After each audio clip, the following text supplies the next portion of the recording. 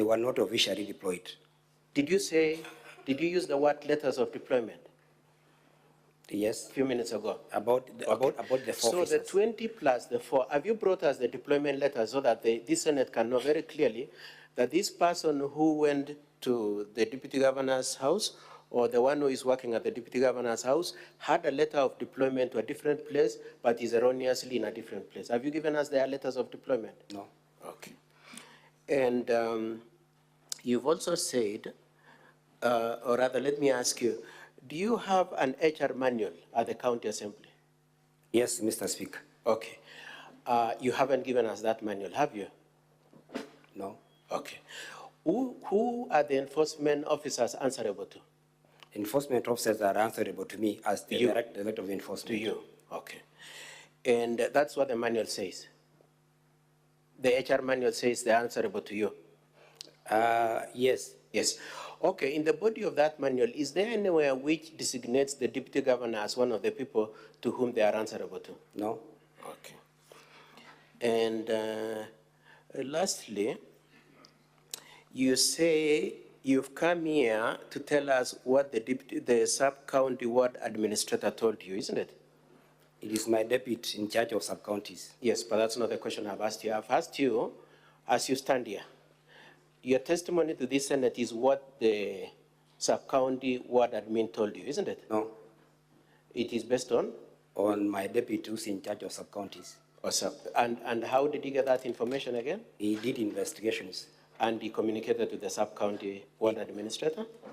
Is it? Communicated to the sub-county admin, not to ward administrator. Now, if we really wanted to know for a fact that indeed 20 people went to the deputy governor's house, that indeed there are people who are not deployed, the best person would have been that indeed 20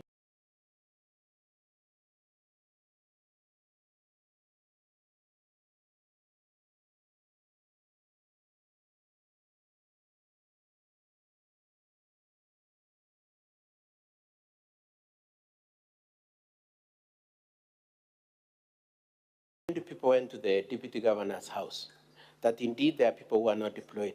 The best person would have been that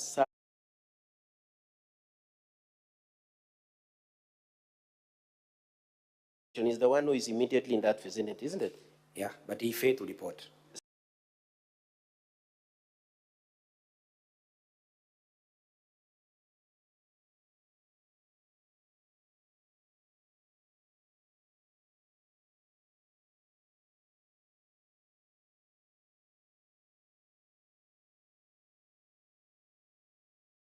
Sorry? He failed to report. That's not what I've asked you. I'm saying that is the person who would have told this Senate directly that I know for a fact that there are 4 people working there who have not been designated to work.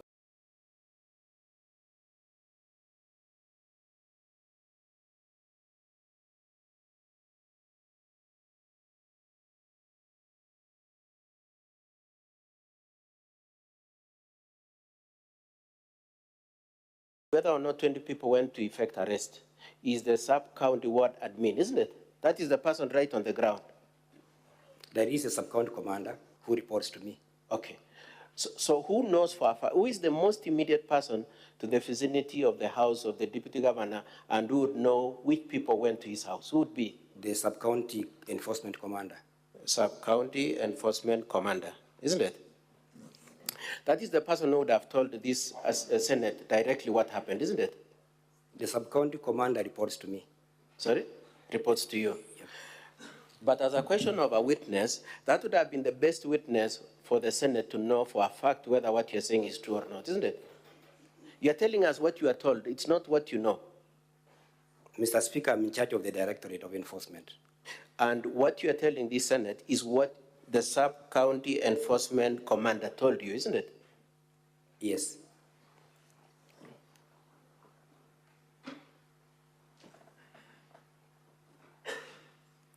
And I know my colleague, Mr. Mutuma, asked you whether you came here under coercion, whether you are threatened, whether, and so on and so forth.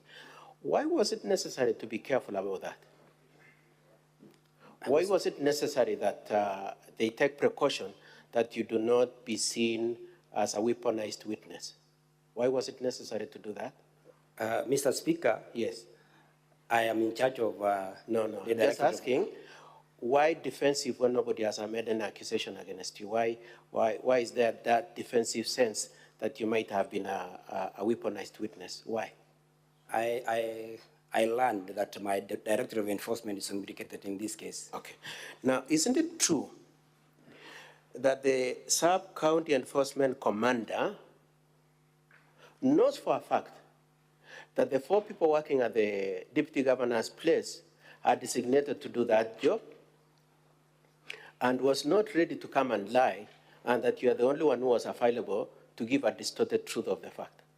Mr. Speaker, I came here as the in charge of enforcement and compliance, Kisii County government. Why didn't the person who knows come?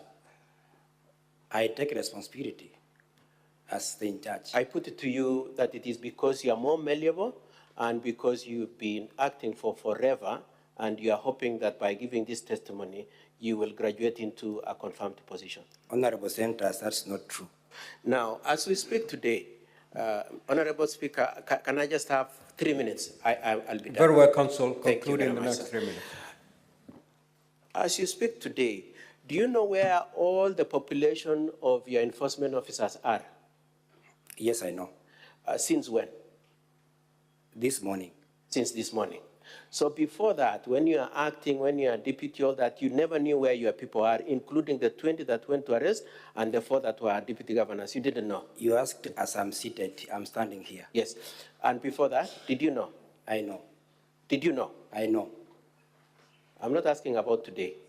We know. are talking about your testimony saying there are 4 people in deputy governor's place you didn't know. I know about the 4.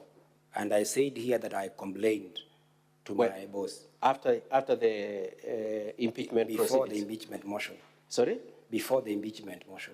Have you given us any document? No. Showing that you had raised any issues before that? No, but I can provide evidence. Lastly, did you say that the deputy governor is not entitled to be designated any staff to assist him? Is that your position? I talked about the enforcement officers. There are no provision. I will ask you again. Is the deputy governor entitled to some staff at the expense of the county? I know. They are entitled to? They are entitled, but not enforcement officers. Okay. Now, as you testify today, do you have anything to tell this assembly that indeed the people who are designated to serve the deputy governor are this and this, and instead of those ones, these ones went? Do you have anything to show that there is a variance between the people intended vis-a-vis the people who are actually there? I could not be having the evidence. Answer my questions directly. Do you have any document to say Hagai was supposed to be there, but instead of Hagai, it is somebody else? No. You don't have it. Any re-examination?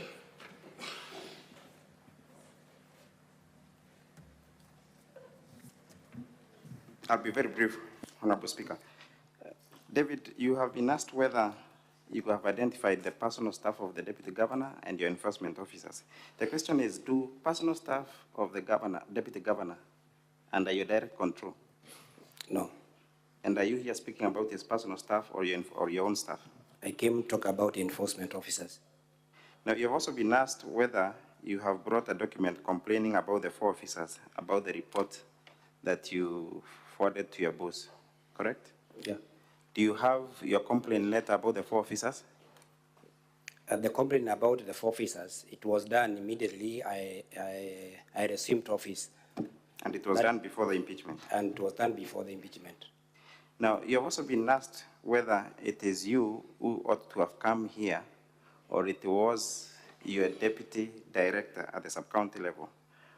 The question is, who complained at the county assembly level? I raised the complaint. You raised a complaint. Are you the author of the statement at the county assembly level? I am. Is it pursuant to that statement that you were summoned? That is true. Now, you've also been asked about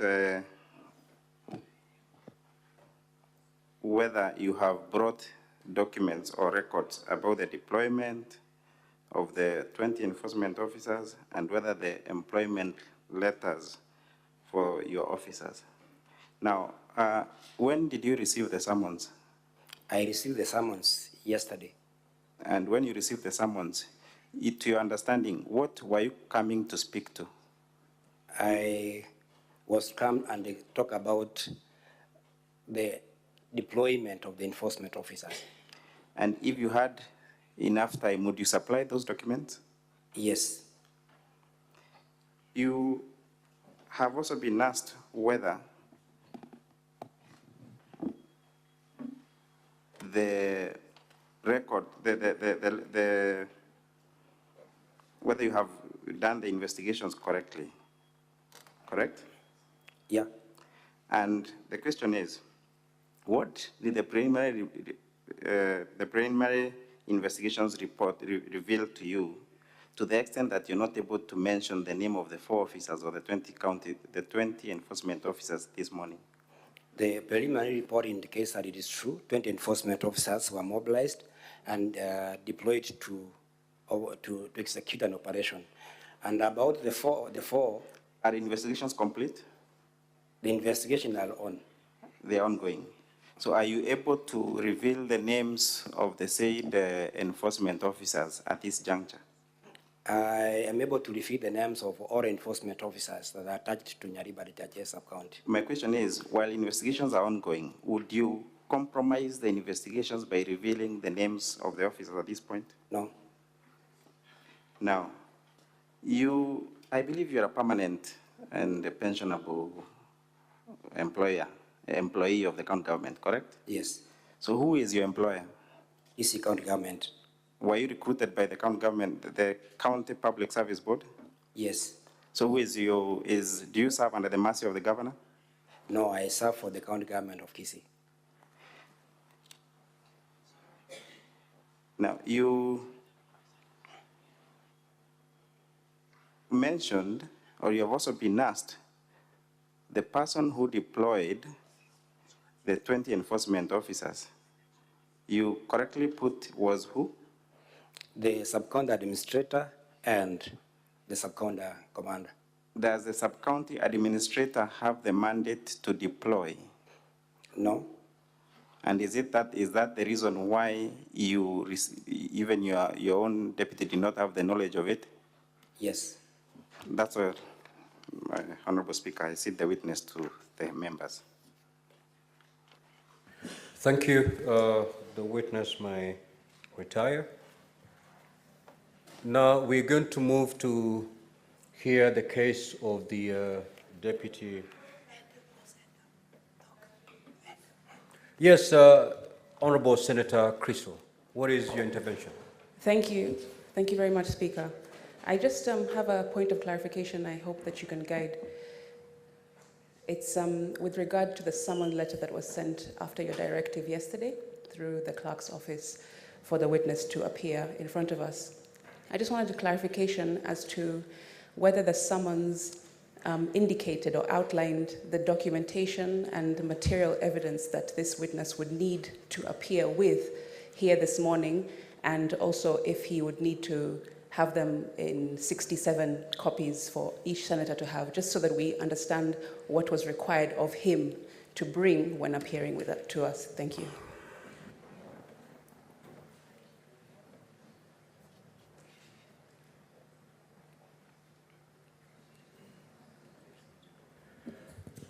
Could I get a copy of the summons so that we are very clear on the contents of the summons?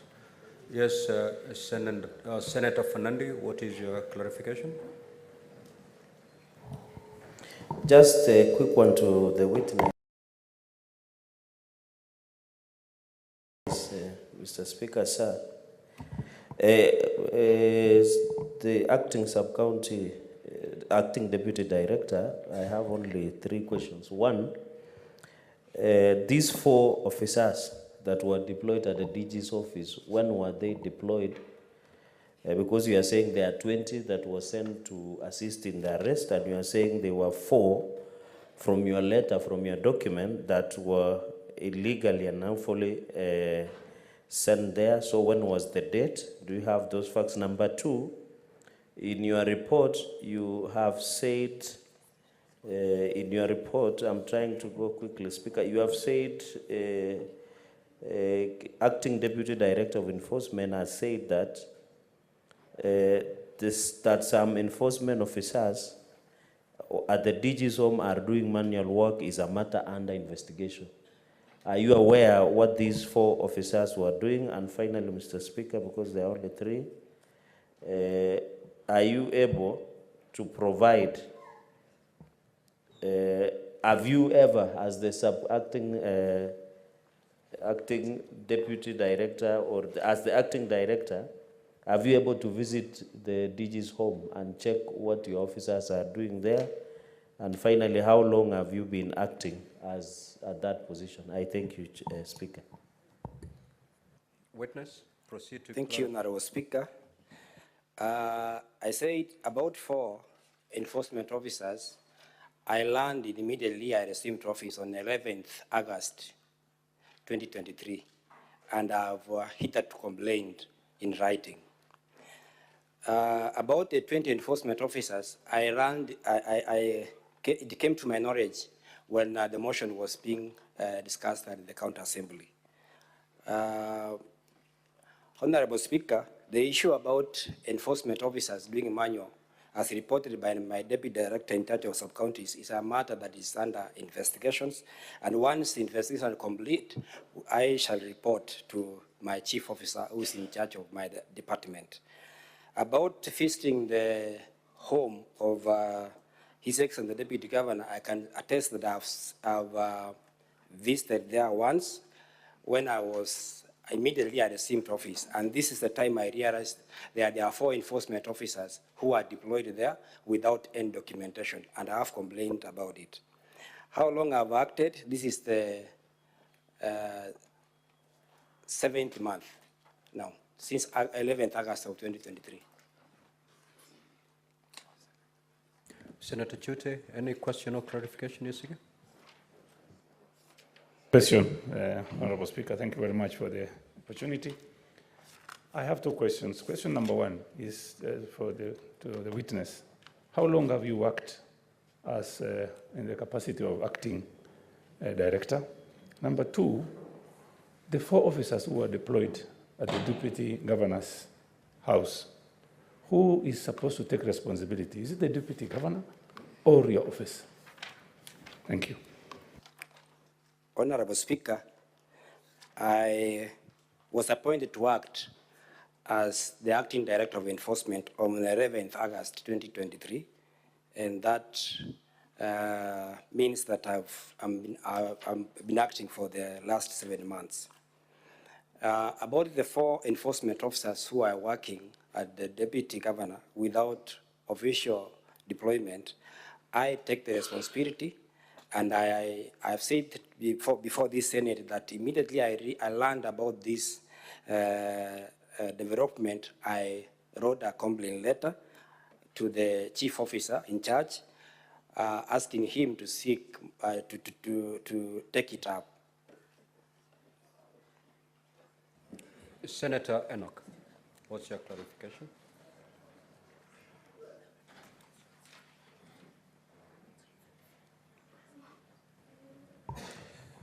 Thank you, Speaker. To the witness. Question number 1, when exactly did you get to know about the mobilization and deployment of officers to the home of the Deputy Governor? Secondly, according to your own records, the incident happened on 20th of December, 2023, but the first letter that you've written on this matter is on 1st of March. Why did it take too long for you to demand an explanation? And lastly, at the time of your demand letter to your deputy, had the impeachment proceedings against the Deputy Governor started? Thank you. Thank you, Speaker. Honorable Speaker, I learned about the deployment of the 20 officers at the assembly when the motion of impeachment was being discussed. And upon learning that, as an officer who is in charge of that directorate, I felt that my department is implicated, and I thought it's prudent for me to take a statement and shed more light about that incident. That is on 29th of February 2024. The following day was 1st March. That is when I wrote a letter to my deputy director in charge of sub-counties, instructing him to start investigations and report to my office what transpired on that date of 29th December 2023, and explain to me why this information did not reach our office. On 4th of March, my deputy writes to me after undertaking preliminary investigations, and he confirms to me that indeed the 20 enforcement officers were mobilized and they assisted in the arrest of our deputy governor, his brother, at his home at Keumbu. And why it take long, Honorable Senate, is a question that all of us we need to understand that this occurrence is happening in the home of a deputy governor, and the sub-county commander is involved in this arrangement, and the sub-county admin. The reason why they did not report to me as usual is an issue that requires further investigations and disciplinary action taken against them. And I've recommended in my letter, if you can see, the letter I did dated 8 March 2024 to the chief officer, that the sub-county, the second last paragraph, the sub-county administrator and the sub-county commander failed to report to office as required of them. Reason well known to them, and I forwarded the chief officer for further action. Senator Monda.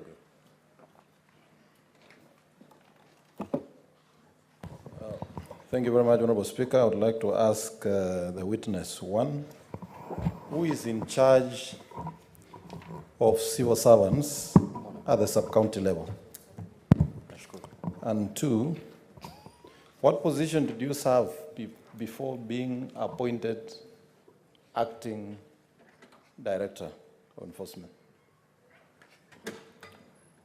Honorable Speaker, at the sub-county level, the person who is in charge of enforcement officers is the sub-county enforcement commander, who reports also to the sub-county administrator.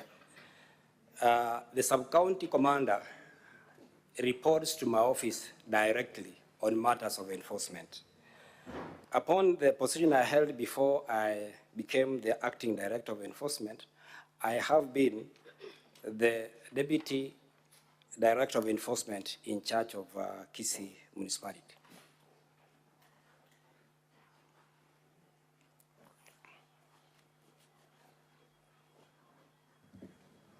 Now, as regards to the issue raised by Senator Christo Lesige, I will read the summons so that you may appreciate the contents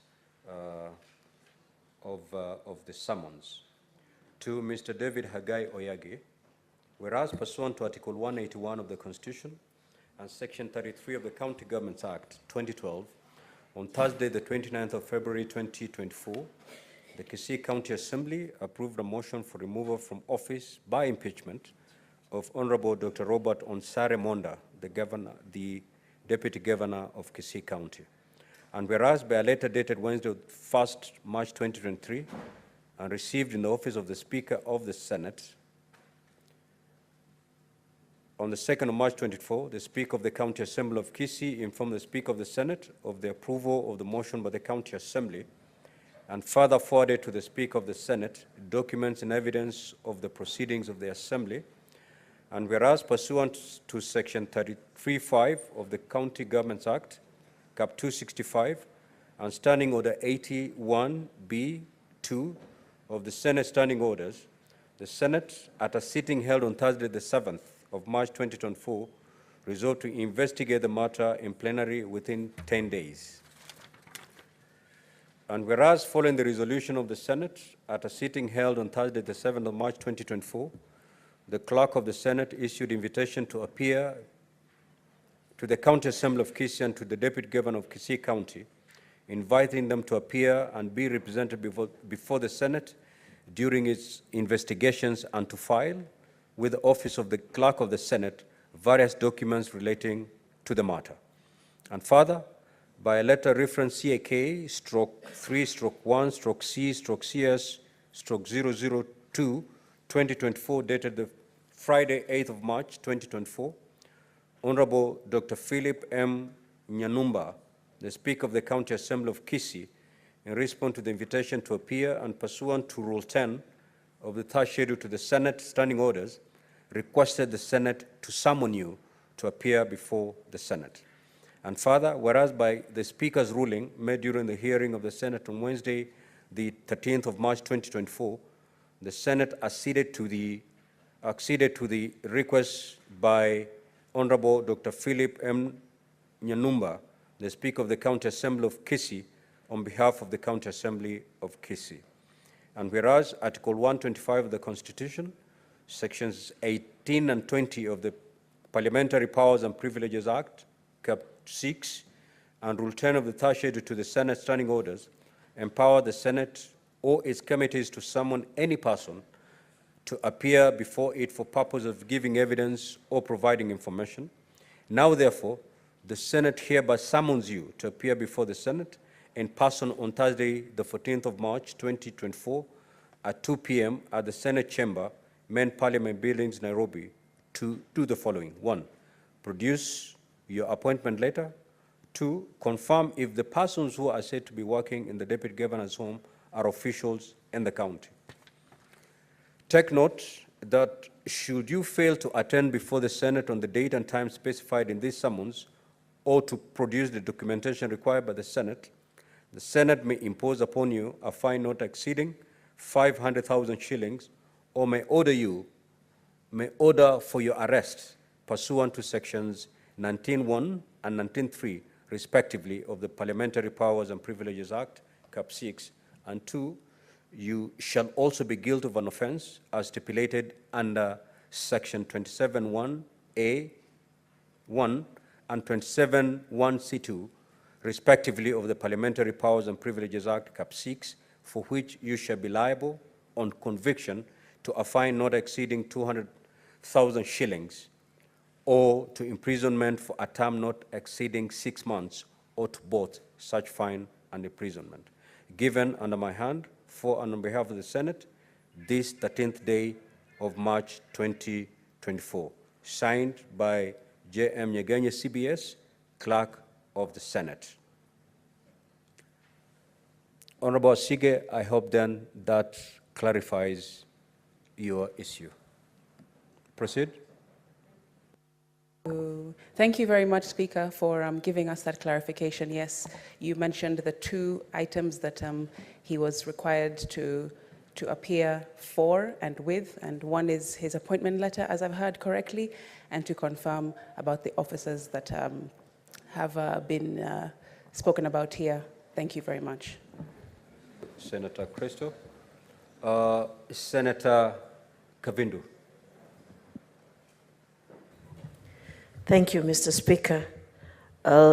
When the witness was answering the question, he was asked by Senator Wambua, I think he contradicted himself, because when the lawyer was asking him questions, he said that he's aware of where his officers are all the time, every day. But this particular one, he said that he was not aware until when at the county assembly.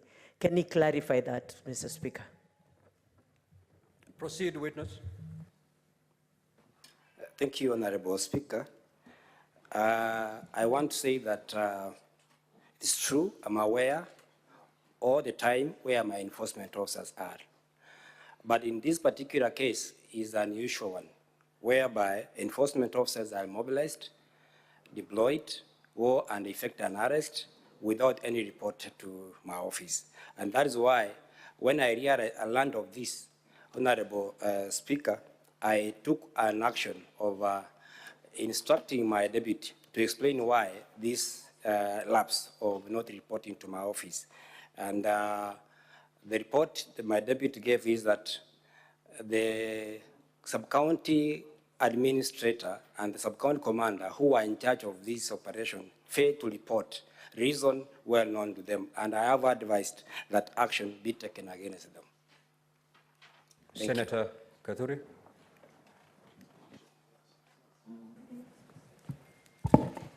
Thank you, Honorable Speaker. Mine are just two simple questions. I want the witness to go on record. Mr. Witness, under whose command are the enforcement officers in Kisii County Government? And number two, does the Deputy Governor have any mandate on deployment of these enforcement officers? Thank you, Honorable Speaker. Thank you, Honorable Speaker. The county enforcement officers of the government of Kisii are under the command of the Director of Enforcement. And whether the Deputy Governor has the right to command enforcement officers is no. Senator Kaduri. The name, the specific name of the director. Proceed, witness. Honorable Speaker, the Director of Enforcement is the witness standing before the Senate, and I'm acting in that capacity. And my name is David Hagai Oyagi. I'm in charge of the enforcement officers. Senator Wamatinga. Thank you very much, Mr. Speaker, for the opportunity. Could the witness kindly tell us, before he became the deputy, what he was doing? And secondly, whether there's a routine duty roster? And thirdly, when there is a crisis, how they allocate the duties and who sits in that meeting? Thank you, Speaker. Proceed. Honorable Speaker, before I joined, I assumed office of the Director of Enforcement. As the acting director, I was the deputy director, but in charge of the municipality. And about the deployment and how we react, normally in these operations, if there's an incident happening at the sub-county level, the person who's in charge of those officers is the sub-county enforcement commander, who reports to director's office directly through the deputy director of enforcement in charge of sub-counties. And once the office is aware, we take charge of that activity and we monitor closely so that we can be able to report accordingly. Senator Manzo. Now, in this particular activity, whereby there was an arrest and there was 20 officers, did you direct it? Did you sanction it? Honorable Speaker, I want to respond by saying that this particular case or incident happening on 29th of December 2023, I didn't sanction it. I was not aware about it. Actually, as I've said in this house, is that I learned it at the assembly. And that's why when it came to my knowledge that one of the reasons that Honorable Deputy Governor is being impeached on is the issue of deployment of dependent enforcement officers to arrest his brother. Senator Boni. Thank you, Mr. Speaker. Mr. Speaker, my clarification arises from the assertion by the counsel for the DG that the witness serves at the pleasure of the governor of Kisii. Mr. Speaker, the County Government Act, Section 35, gives the governor the responsibility to form and appoint, with the approval of the County Assembly, the County Executive Committee. The same act, in section 59, gives the power of appointment of the rest of the staff to the County Public Service Board, which appointed the witness.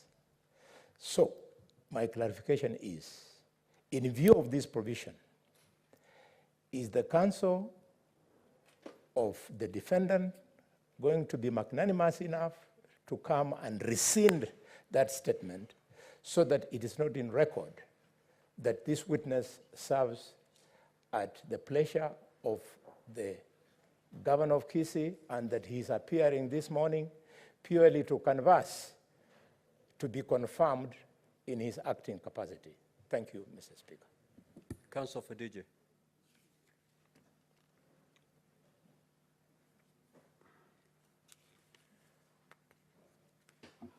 Mr. Speaker, sir, the question and the fact that the witness acts in an acting capacity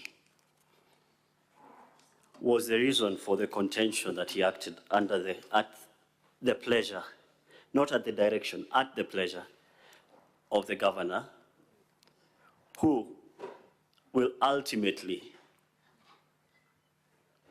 following directions from the County Public Service Board, be responsible ultimately to his final substantive appointment. Very well. We will allow the witness to retire and now proceed with the defense of the Deputy Governor. Counsel for Deputy Governor, it is now your time. Thank you, Mr. Speaker, sir.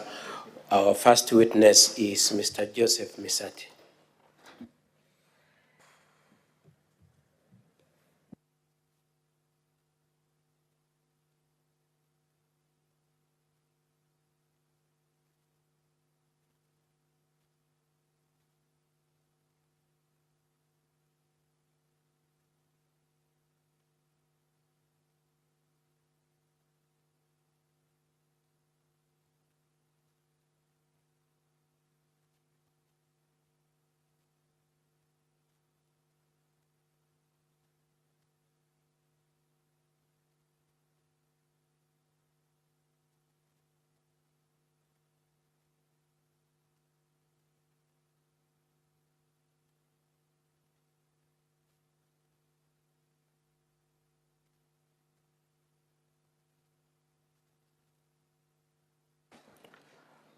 Mr. Speaker, sir, do I proceed or I hold on?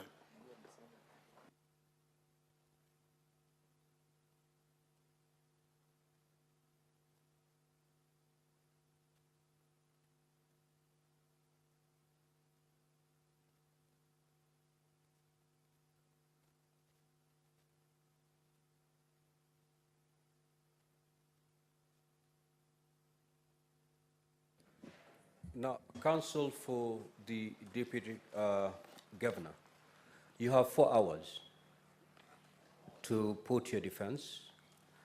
Depending on how many witnesses you intend to call, you need them to work within those 4 hours. And we are going to adjourn at exactly 1 p.m. to reconvene at 2:30.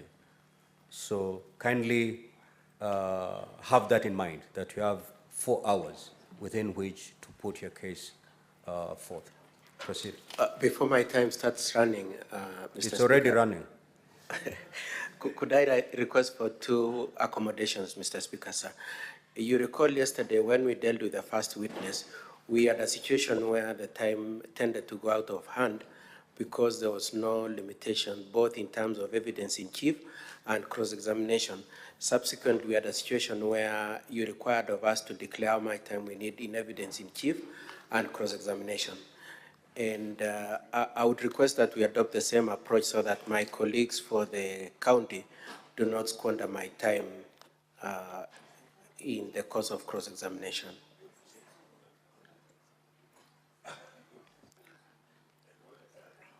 Now, counsel, if we may adopt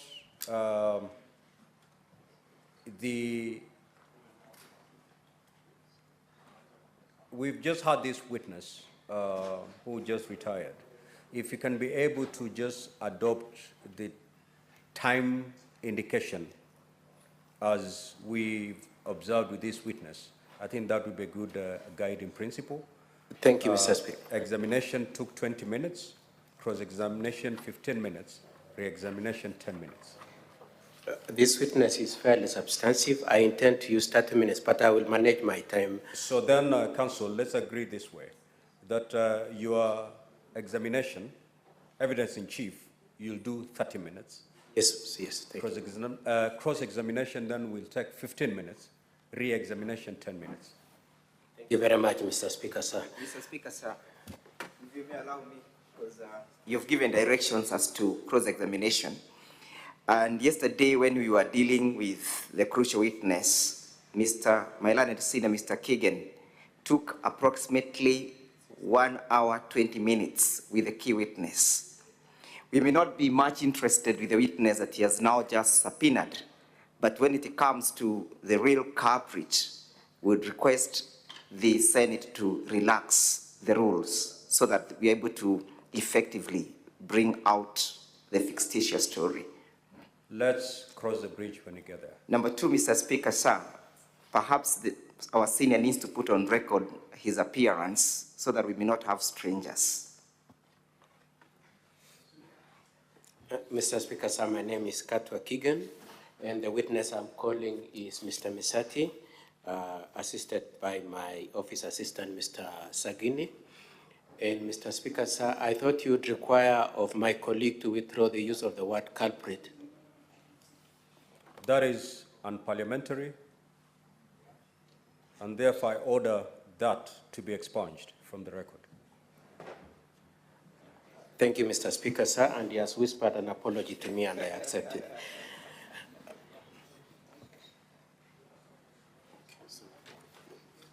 The Counsel for the County Assembly was alleging a presence of a stranger in the representation. May I explain, Mr. Speaker, sir?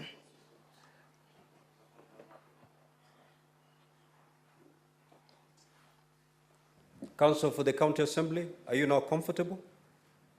Well, to the best of our remembrance is that Mr. Katwa Keegan did indicate his appearance yesterday, and therefore we expect and anticipate that the same shall not be adjusted to suit his circumstances. Proceed, Counsel. Thank you very much, Mr. Speaker. It's okay. This text, insert your full names. It's okay. All the people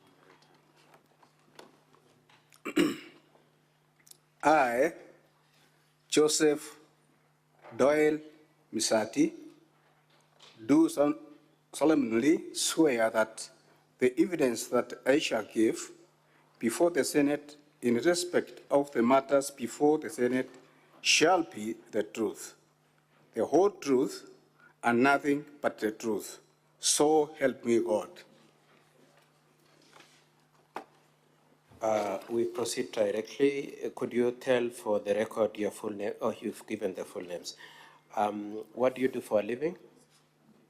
Me, I am a retired civil servant, and for my living, I've got some small businesses, and I have some dairy cows. So you have dairy cows. Your son yesterday said you also run an M-Pesa business? That's it. That's why I've said that I've got small businesses, including M-Pesa. Okay, I'll just ask so that the Senate has the benefit of understanding you. How old are you, if you don't mind? Mr. Speaker, sir, I am 68 years old. And you said you're a retired civil servant. What were you doing before your retirement? Pardon?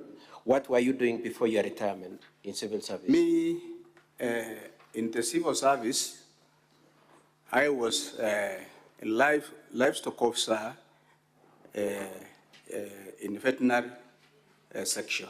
Okay, and lastly, do you have any religious affiliation and any church standing? And do you have any religious affiliation, and do you enjoy an office in church, if you do? Mr. Speaker, sir, by religion, I am a Catholic, and even when I was in Form 1, I tried to go to Rakwaro Seminary, where I intended to be a priest, but I fell on the way. Okay, and so you are a Catholic as we speak now? Correct. Okay. And Dennis, who was a witness yesterday, is your son, is it true? Yes, Mr. Speaker, sir. And I would like you to be shown the honorable members, the Deputy Governor's defense, page 59 to 62. I would like you to be shown that page 59 to 62. Do you have it? Could you confirm that is the statement that you made in respect to this case? Yes, Mr. Speaker, sir. Thank you. Now, do you know Dr. Monda? Mr. Speaker, sir, very well. You know him. How do you know him? His Excellency, the Deputy Governor of Kisii County, Dr. Robert Ozare Monda, we have known each other more than 32 years. You have been friends for over 32 years? Yeah. And apart from being friends, have you stated in your affidavit that you worked together also at various points in your civil service? Mr. Speaker, sir, yes. You've worked together. Now, I'd like to move on because of time, and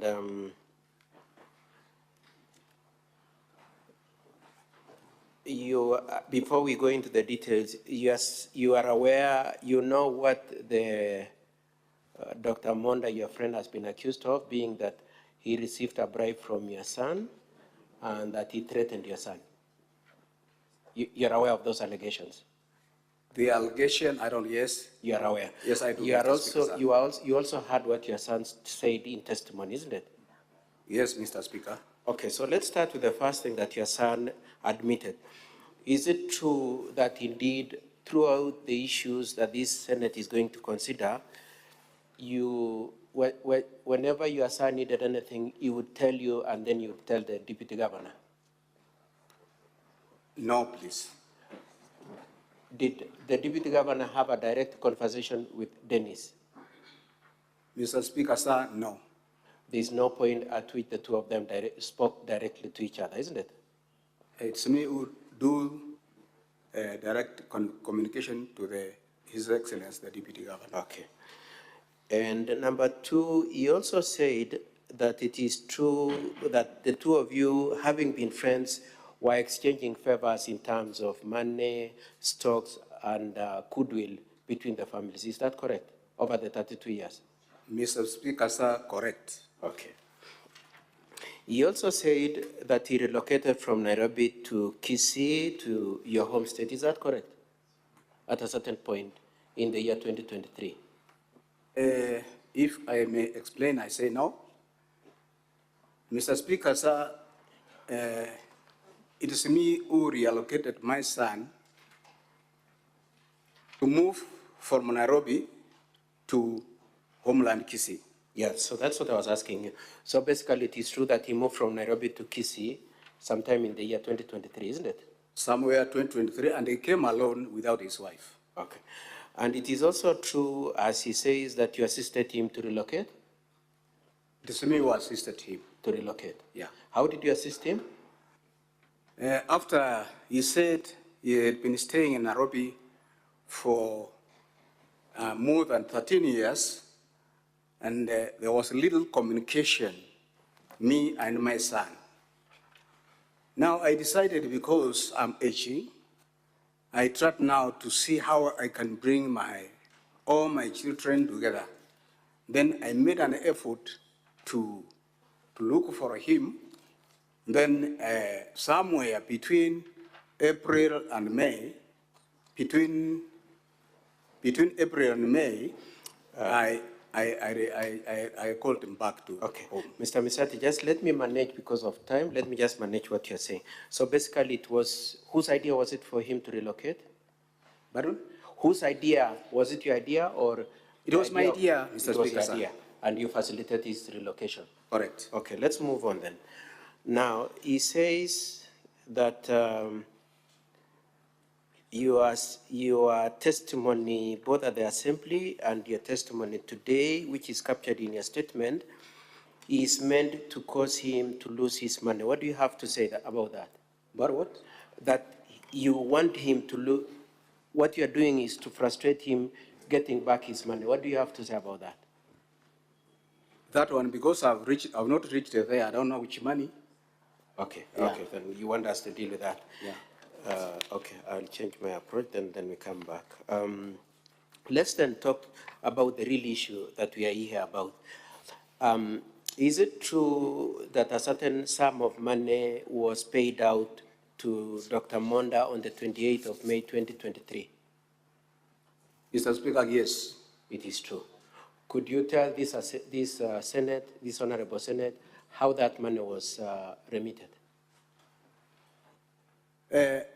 Mr. Speaker, sir, on 28th of May, 2023, as usual and as friends, it is me who made appointment to see His Excellency the Deputy Governor at his home. And when I went with my 3 sons to his home. And as we were seated, had some social discussions with His Excellency the Deputy Governor about 20 meters from where I left my sons. That's the time the TG told me that he had given me money somewhere in October, November 2022 after elections, 500 shillings. Now, he asked me whether I'm in the position to refund his money. And in that connection, I told him, yes, I can try to refund the money. Then from my joint account with my wife, I transferred money from my account to His Excellency, the Deputy Governor, 73 times, and then 41,000, making 251. Now, because as we were discussing, he told me that he needs some money in cash. Then I told him now, because I don't have money in cash, what I'll do is to instruct my wife so that he can send money to my son, Dennis. And my wife did that by sending 250,000 in that process to go on to withdraw in the nearest market. But when we tried to get that money, it was late. And there was no shop which had that float. Therefore, I instructed my son to transfer that money to his Deputy Governor, to His Excellency the Deputy Governor, Dr. Monda. Okay. So I would like us to look at your statement and just to take the honorable senators through the payments, and I would like you to go to page 60, paragraph 11 of your statement, and I would like to correlate that with page 65 to 66, page 11 correlated with page 65 to 66.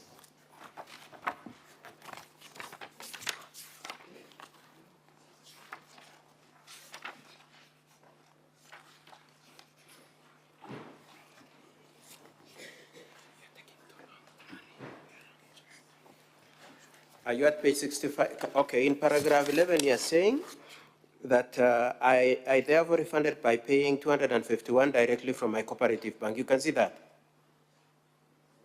At paragraph 11? Yes, Okay. Mr. Speaker. And then, so you paid 70,000 3 times and 41,000. I would like us to go to page 65. Are you at page 65? Yes, Mr. Speaker. Could you confirm at page 65 that the remittances of 70,000 is reflected 3 times there? At Yes, page Mr. 65? Speaker.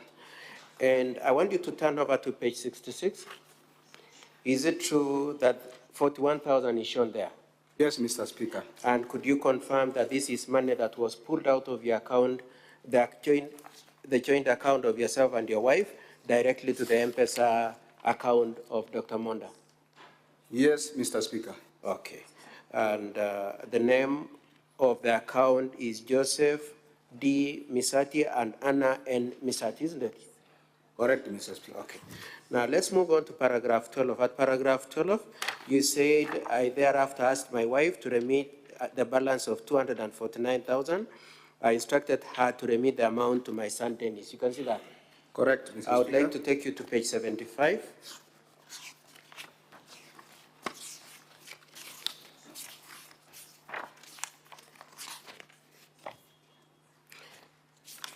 '75 to 88, and I want us to go specifically to page 87. Are you at page 87? Your wife's M-Pesa statement is page 75 to 88, honorable members, the DG's bundle. And I would like you to go to page 88 particularly. Are you there?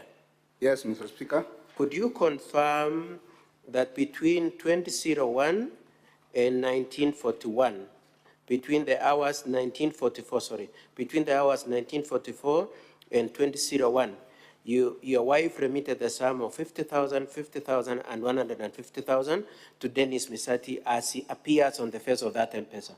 Yes, Mr. Speaker. Okay. And that constitutes a total of how much? 250,000, Mr. Speaker.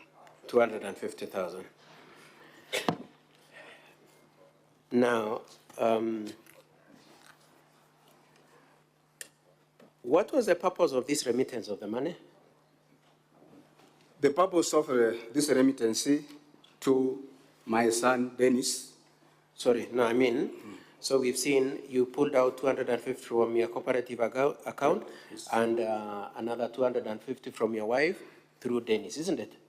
That's correct. And then you sent to Dr. Monda, isn't it? I instructed my son to send. That's okay. So you sent it to Dr. Monda, this total of 500, isn't it? Correct, Mr. What Speaker. were you giving this 500,000 to Dr. Monda for? Why? What? It was a refund, Mr. Speaker, sir. The money which he gave me in November, October 2022. So it was a refund. Yeah. Number two, whose money was this? The money was mine. It was yours. ours. Sorry? It was ours. What does ours mean? Who and who? I mean, me and my wife. It was yours, you and your wife. Yeah. Was Dennis part of the ownership of that money, the 500,000? No, Mr. Speaker, sir. Okay. Dennis says that he had given you this money and the two of you were holding this money on his behalf and that he gave you in cash. Is that true? It's untrue, Mr. Speaker, sir. It's not true that he had given you any money. It is not true that he had given you any money. It's not true that he gave me any money. Okay. And this money was yours with your wife? Correct, Mr. Speaker, sir. Now, and your position is that it was a refund. Was it a bribe? No, Mr. Speaker, sir. It was a refund, not a bribe. Yeah, so it was a refund. Okay. Now, let's just digress a little bore we come back to the 300,000. You said, were you seated first of all, you said you went with how many sons? 3. Was it 3 or 4 sons? Okay. No, you see now I'm not counting the driver. Okay. Yeah. So how many were you? How many sons did you go with? 4. 4 sons. And yourself. You were 5 people in the Deputy Governor's house. Correct, Mr. Speaker, sir. Who initiated the idea of going to visit the governor? Mr. Speaker, sir, it's me. It is you who said, how did you initiate it? This is not the first time if I need to. Because of time, just go answer my question directly. Pardon? Just answer my question directly. How was the idea of going to visit the governor? Through a call. By who? By me. To who? To His Excellency the Deputy Governor. So it is you who requested to go and see him? Correct. And when your son says in his statement and in his affidavit that it is the deputy governor who summoned you, is that correct? No, That's Mr. not Speaker, correct. sir. Okay, let's move on. Now, you said, were you then 5 people seated together, 6 people, you, deputy governor, and your 4 sons, were you seated together when this money is changing hands? No, we were not seated together, and I think I'm repeating that after we entered his house, me and His Excellency, the Deputy Governor, His Excellency, Dr. Robert Monda, we moved aside about 20 meters to have our own social discussions. So you went aside, the 2 of you? Correct. And the boys remained 20 meters away? That is it. Did they participate in your conversation? No, Mr. Speaker, sir. And so when Denny says they sat far away from you and that they did not participate in your conversation, that is true? That is true. Okay. Now, then at paragraph 14, it is said that you received, there is another 300,000 that was given to the deputy governor, paragraph 14. It is said,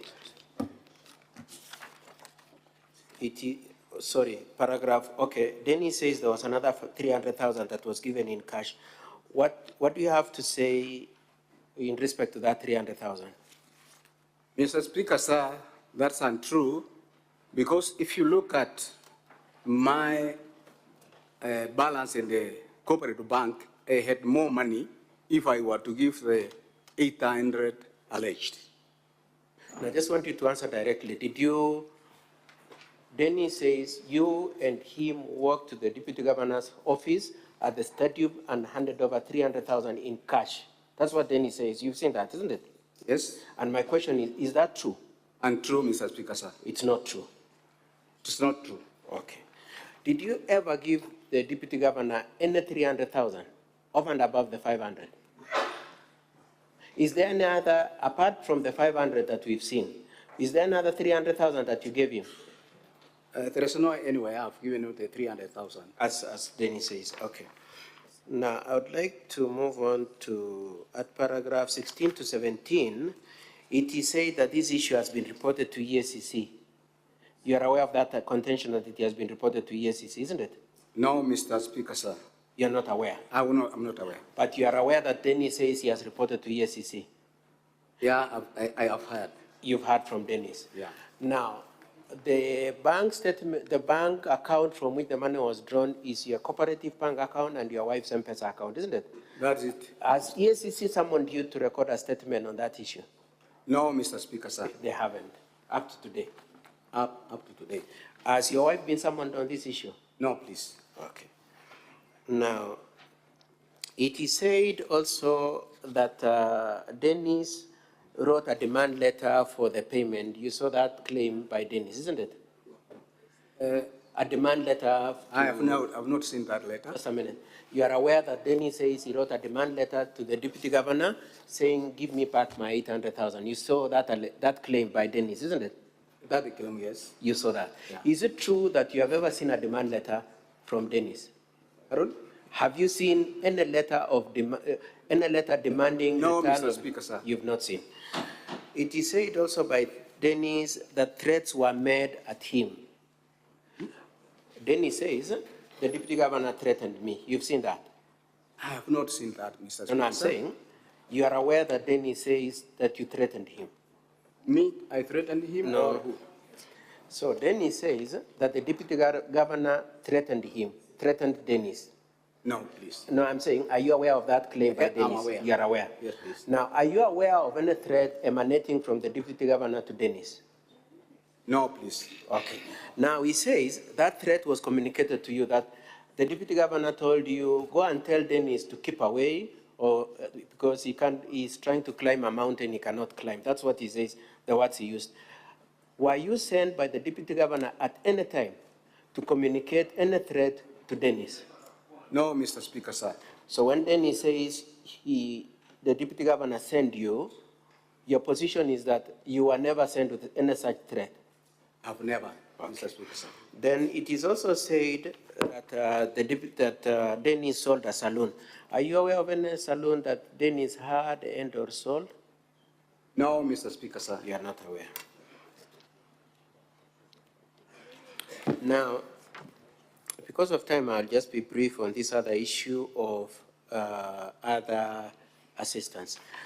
Is it, you heard Dennis say that you have been assisting each other for long, and you've just already admitted that, isn't it? Correct, Mr. Speaker. Could you confirm that at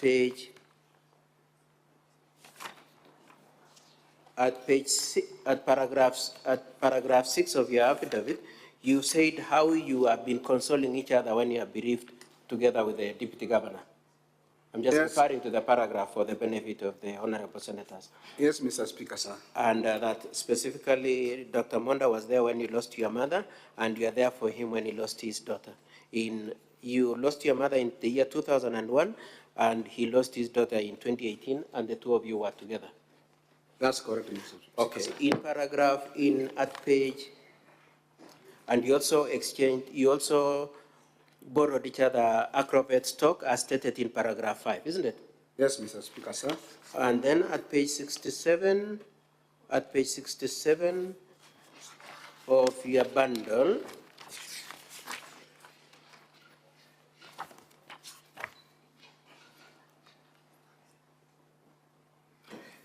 at paragraph 24, you said that in the month of January 2024, over time, you've borrowed a total sum of 600,000 from Dr. Monda for various purposes.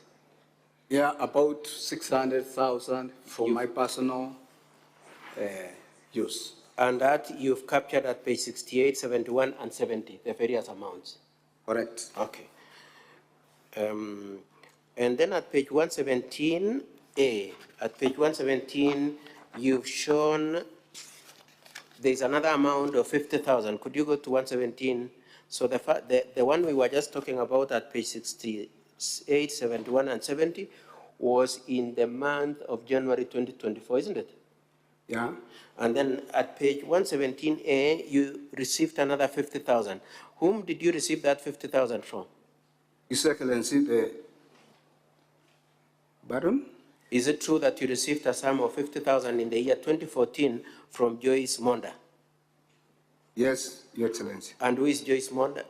Joyce Monda. Actually, Joyce Onsare, let's say Joyce Onsare. Yes, who is she? Is the wife of the Deputy Governor of Kisii. Okay. And what was the basis of this money? What was it? This is a usual transactions we have been making by borrowing, refunding, receiving, and refunding. Okay. Lastly, in terms of the favors you give each other, I would like you to look at page 108 to 117. Page 108 to 117 is the bank statement of one Leah Onsare. Can you see that? Yes. Page 108 to 117. Who is Leah Onsare? Leah Onsare. Leah Nyanjera Onsare. Who is she?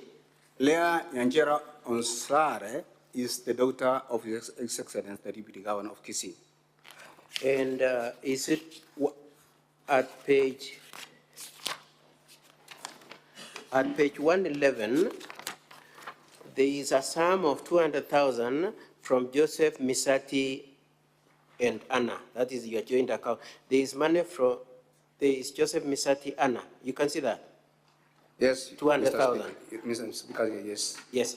Could you tell the court what was happening, sorry, the Senate, what was happening there? This money, the DG, he instructed me to send this man to his daughter. Why? As usual, we have been assisting each other. Yes. Then that day after, she was to refund. Sorry? She was to refund? Correct. Who needed the money? According to this, it is I was instructed by the DG. Yes. To send money to his daughter. Who needed the money? Was it the DG or what is the position? The money was needed by his daughter. So the daughter needed money, and why wasn't the DG sending the money to his daughter? That one I cannot explain. You can't explain? Yeah. Okay. Now, Mr. Misati, just look at me. Did you see the deputy governor instructed you? Was he giving you instructions or he was requesting you? Okay, you know English. He requested me. So he wasn't instructing you? Not instructing, please. Okay. And lastly, I now was told I have 5 minutes.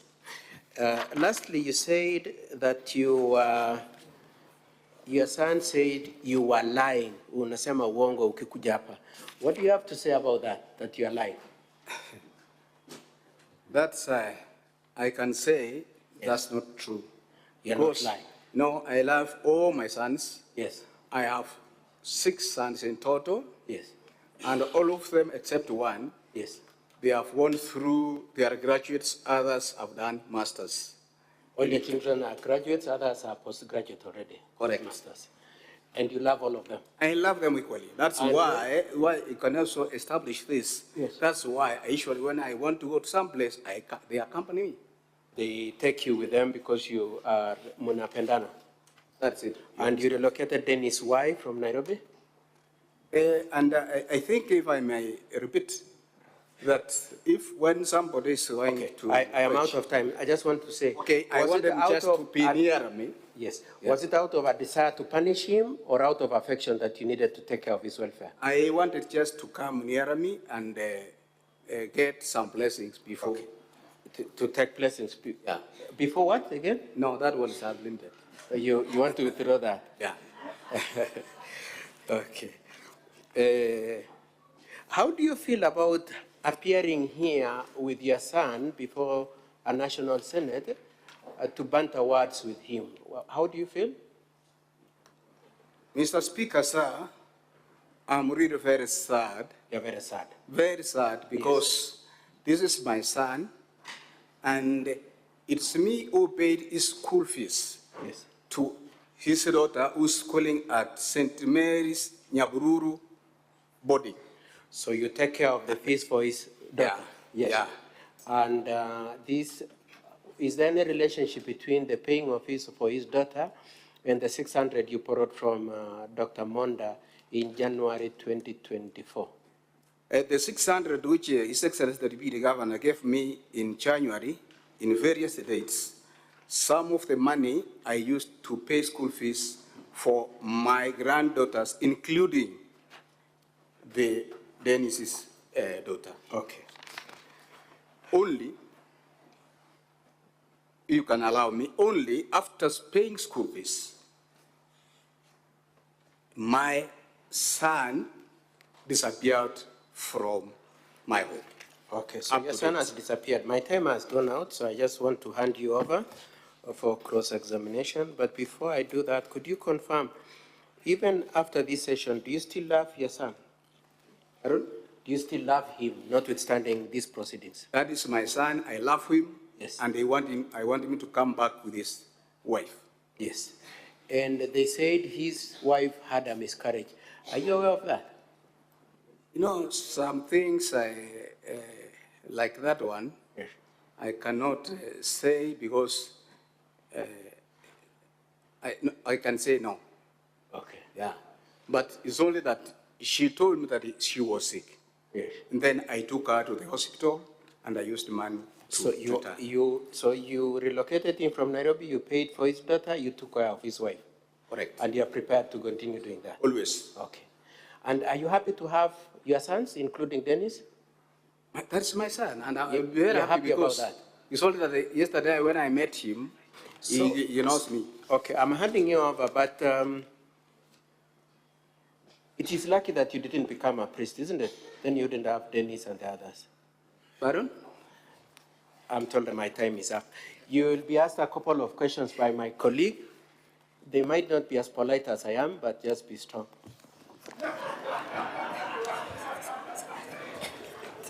Honorable Senators, let us now have the council representing the County Assembly. Thank you, Mr. Speaker, sir. It's always a pleasure to listen to my senior, Mr. And Kigen. council, you have 15 minutes. Yes, Mr. Mutumo will take the witness. Thank you, Mr. Speaker, sir. And I want to assure my learned friend, I'll be very kind to Mr. Misati. I respect him and I will accord him that respect. Thank you. Mr. Misati, good morning. Morning to you. I will continue from where my learned friend has left. You confirmed that you are aware that the wife to Dennis got sick at some moment, and you intervened by taking her to hospital? I've said yes. When was that? I cannot recall the date, Mr. Speaker, sir. But it was this year or last year? Somewhere June. Somewhere June? Yeah. That was last year? Last year in That's June? 2023. 2023. And that is the time when the announcement was made on the filling of the recruitment at the Guasco company, isn't it? No, please. Is it after or before? It is after. After, thank you. You have also said that you have been long-term friends with the deputy governor, and that is very clear from your transactions. That 2 years you said, right? Correct, Mr. Speaker, sir.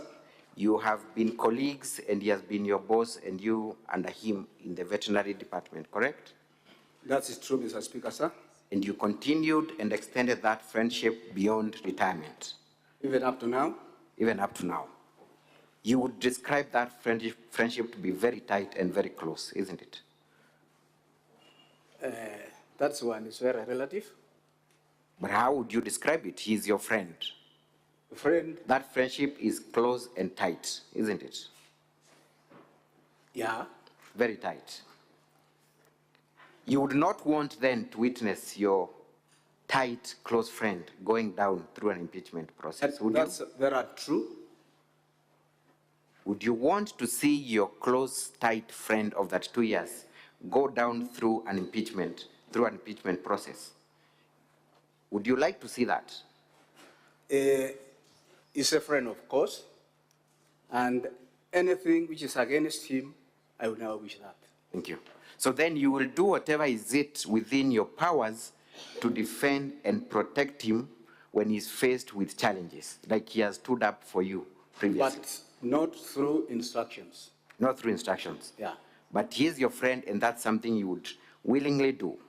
It's a willing behavior. Thank you. Yeah.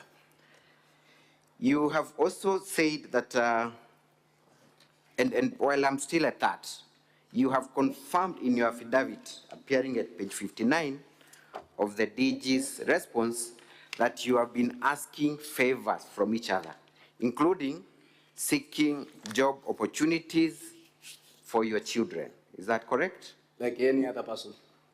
But in this case, we are talking about you, not any other person. That's correct. That's correct. So you've been seeking those favors? Not always. Not always. Yeah. Specifically, in this case, you have deponed on affidavit that you did approach the deputy governor and ask him to assist in the employment of your son, Dennis Mokaya. That is your evidence, correct? That's true. That is true. Yes. So you're not disputing that you approached him and you promised to assist? I cannot dispute that one, Mr. Speaker, sir. Which position were you asking him to assist in the recruitment? Okay, somewhere in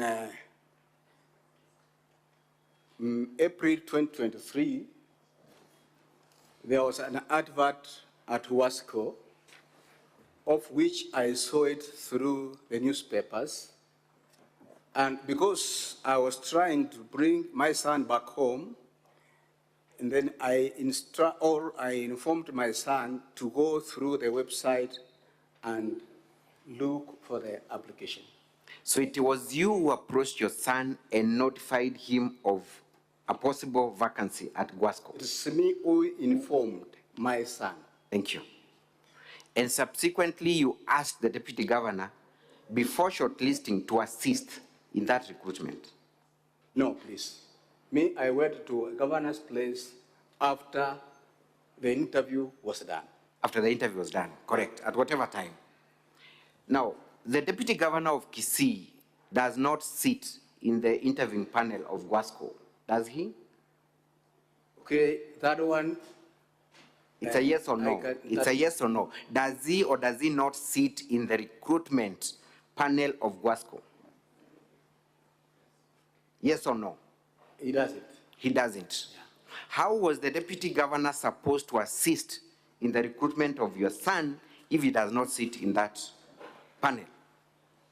By that, Mr. Speaker, sir, in any case, when you are having some social discussion, there are some things you pass through your friend. I am asking you a very simple question. How was the deputy governor supposed to assist in the recruitment for an office he is not in charge of recruitment? How was he supposed to assist? It's a very simple question. How was he supposed to assist? You know, what I can repeat is that when you have got something and you have some social discussions with your friend, you just mention by the way. You were inviting the deputy governor to use his power and influence to secure that job, isn't it? As the deputy governor of Kisii. That one I never influenced. That is not what I'm asking. The governor was supposed to use his position as the deputy governor to assist in the recruitment, isn't it? That one I can say yes or no. It cannot be both, Mr. Witness. We cannot have two answers. Witness, just give the correct position. What is your position on the questions that you are being asked? These are very straight questions you are asked anyway. He was supposed to use his position to assist the recruitment of your son as your friend, isn't it? He was not to use his position, but he was to use as a friend, not a position of a deputy governor. But he was supposed to ensure that happens. That one I cannot say because he never got the job. Never got. But suppose he got the job. I'm talking about your request. What was he supposed to do in your understanding to make sure that that job was secured? What he was to do, that one I cannot tell. But he was supposed to pull some strings and ensure that happens. In any way, the way it was to use, I cannot tell the House. But somehow he was supposed to use some means to have that request. If he was to use his way or strength or his position, I would have gotten that position. Thank you. Mr. Misati, then, if the deputy governor was to intervene in that process of recruitment, would that process be competitive, fair, and just, or it would have been as a result of influence from his position as the deputy governor? What we are talking now is what happened. Pardon? What we are talking now, Mr. Speaker, sir, is what happened. Yes. And if the position was competitive and my son was not taken, therefore he never qualified. But the deputy governor was meant to influence the outcome based on your request, because you did not want any other person to get that job but your son, isn't it? But you know, influence very relative, Mr. Speaker, sir. I can say that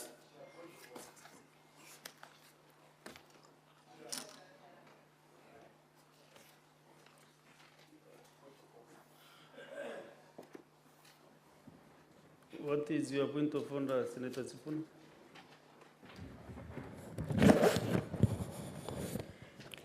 Chair, I think you need to remind the witness that he is under oath and his responsibility to answer truthfully and not be evasive or argumentative in his answers. Because I'm getting very frustrated listening to the answers.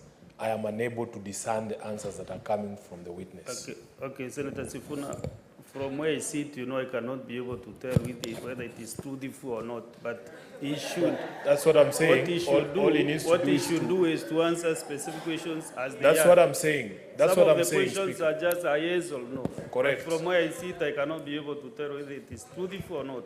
The judges Speaker, in this room will be able to determine that. Fortunately for me, you know, I'm seated here as a judge. I've heard you, Senator Sifuna. Yes, please let him just answer the question. I don't want to open that route. I've ruled that the witness should answer questions directly as he is asked. Let us not go into that route of more point of orders, kindly, honorable senators. Thank you, Mr. Speaker, sir. Mr. Witness, when you approached your friend of that 2 years, the deputy governor of Kisii, on this request, what was his response? Mr. Speaker, sir, as I've mentioned earlier, when I went to his home, It's only that we discussed some social discussions, including looking for employment opportunities of education. Mr. Witness, my question is specifically, when you made the request for Dennis Mokaya to be employed at Guasco as the commercial manager, what was the response of the deputy governor? It's a very clear question, please avoid stories. Okay, when I mentioned, he just told me that there are some factors which follow for employment, and if he has done the interview and he qualifies according to what the board of management of Guasco, he will be called. Did he promise to assist or not? He never promised that he was to assist me. Let us proceed. You have alleged that on 28th of May, you and Dennis, together with your other sons, visited the deputy governor's home, correct? Mr. Speaker, yes. It was not usual for you and your sons to visit the deputy governor. It doesn't happen occasionally, isn't it? It is usual. When was the last time you and your sons visited the deputy governor? Okay. Specifically Dennis, with Yes. Dennis. Okay, Dennis, I told you that he has been away for the last 13 years. Correct. Now, as he came back, I want just to show him the love I own towards him. In any function I was going, I want to go with him with others. That was not a function, Mr. Joseph. It was a visit. Was it a function? It's a feast. A function, a feast, and anything like that. What was the function about? A function can be a funeral. I'm asking this specific one on 28th. Was it a funeral? No, it was a feast. Was it a wedding? It was a feast. What kind of a feast was it? Social feast. How many other people in attendance, apart from you and your sons? No, there were other feasters who were in a DG's office, house. You have not mentioned that in your affidavit. But those ones were of their own company. I cannot mention because I never knew their names. You also stated that on that very day, you had a discussion with the deputy governor, and the boys, making reference to your sons, sat at a distance, and you engaged the deputy governor secretly, correct? That is true, Mr. Speaker, sir. You also stated that you sent some money from, or rather money was sent from your cooperative account to the deputy governor's mobile number. How much was that amount? The one that was sent directly from your account to the deputy governor's phone. Mr. Speaker, sir, 251,000. 251,000. Yeah. At that time, your account still had money, a balance of 1.3 million, correct? Correct. What was the essence of then requesting your wife to send money directly to Dennis, for Dennis to transmit to the deputy governor, when you would have done that directly from your cooperative account if it was a debt? Mr. Speaker, sir, it was for my financial management.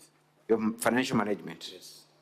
You also stated in your affidavit that, and I want to refer you to paragraph 12 and kindly read that paragraph. Page 60, Honorable Senators, at the DG's response.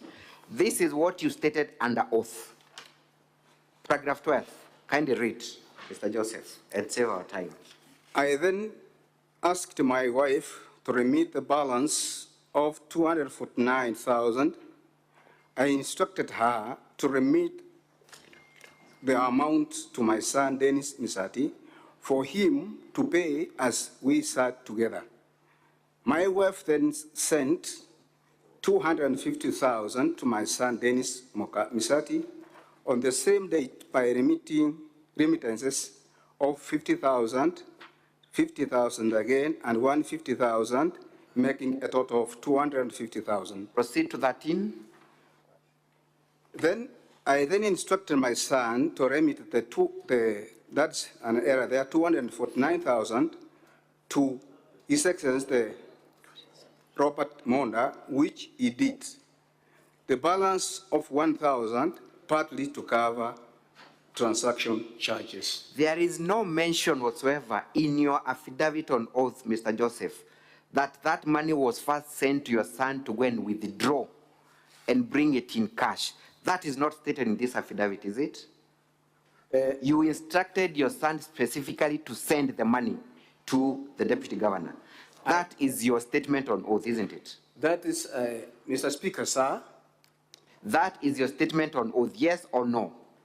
No. That is what you have just read, Mr. Joseph, and there is a reason why I made you to read. This is what you stated specifically under oath when you had the time to prepare this statement. Isn't it what you stated on oath? Yes, this is what I stated, but... Thank you. You have answered the question. This is what you stated. Correct. You have now come to the Senate and you're changing that statement. I'm not changing. It's after the discussion when we are with His Excellency the Deputy Governor that he needed some cash. Mr. Misati, correct. That discussion had taken place by the time you were putting this affidavit into writing, isn't it? Yeah. So that fact was available to you when you were writing this affidavit. Mr. Speaker, sir, kindly, may I have an additional 5 minutes? With Council, much humility, this communication was well put before we started this witness. And you are aware that still we are challenged by time. 5 more minutes, I really beg. The former chair was here and done a very good communication, and I don't want to change the rules of the game midway. Mr. Speaker, maybe sir, 1 minute as you wind up. Kindly 5, because this has been a difficult witness to answer your question. 2 minutes, Council. 2 minutes only. Thank you, Mr. Speaker, sir. Now, you had that information by the time you were reducing it into an affidavit, isn't it? You had that information that the deputy governor had requested for cash and not through an M-Pesa. That information was with you when you were writing this affidavit. It was, but... Thank you. That's the answer I wanted. Yet you did not reduce it into writing. You are telling us for the first time today at the Senate, isn't it? Today is the first time you're making that allegation at the Senate. That is a very simple question, isn't it? Correct. Thank you. You also stated that you were in the company of your other sons, and one of them is your driver, correct? That is it, Mr. Speaker, sir. What is the name of your son who is also your driver? Jared Misati. That is the person who runs your errands and is very close to you because he's always with you, we presume, as your driver, isn't it? That's very untrue. He's always with you as your driver. Mr. Speaker, sir, I think he's lying. I am asking a question. How would I be lying? I am not giving evidence. Are you telling us that your own son who is your driver is not your close friend and you're not with him most of the times as you make your movements? Okay, Mr. Speaker, sir. Is that yes or it's a yes or no? But I've got some bit of explanation before I say yes or no. Just give a yes or no, then I will decide whether to allow you to explain or not. Can you repeat your question? I am asking, most of the times, this son you have with your driver is with you and runs errands with you. True or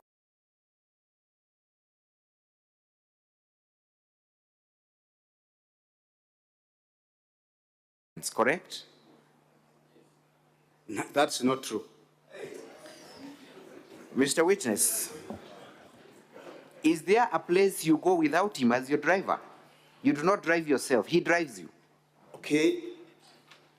Everywhere I go, because I don't have any other person to drive me, my son, who is at home and who is yet to be employed, and who is older than Dennis, he always tells me where I want to go. That's what you should have said from the very beginning. Thank you. Council, your 2 minutes are over. Thank you. The very last one. No, Why, Council, now just on that issue, I was building up on that issue.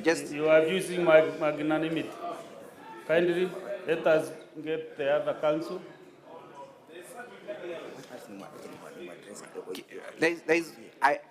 There will be a lot of prejudice on my part if I do not conclude on that issue.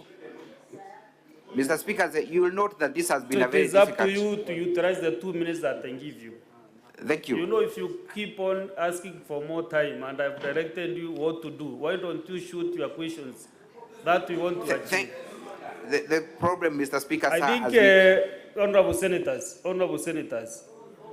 senators, if the witness has those weaknesses, you are the people to determine this case. So honorable senators, I don't want you to direct the witness on what to say or not know what to say.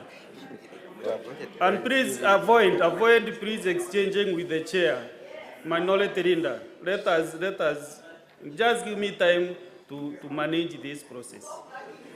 This is not the issue of which side or what. Please, I beg you. three. Let me have the other counsel. Mr. Speaker, sir, if you may allow me, as the lead counsel, the defense still has 6 more witnesses.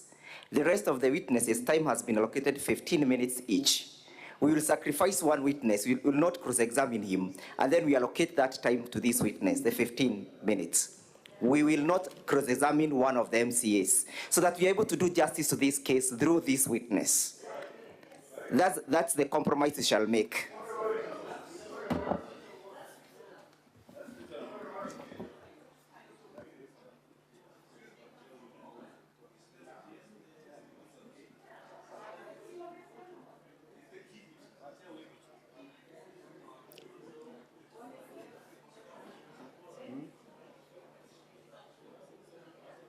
Can you give me the name of the member of County Assembly that you want to see in the 15 minutes for record purposes?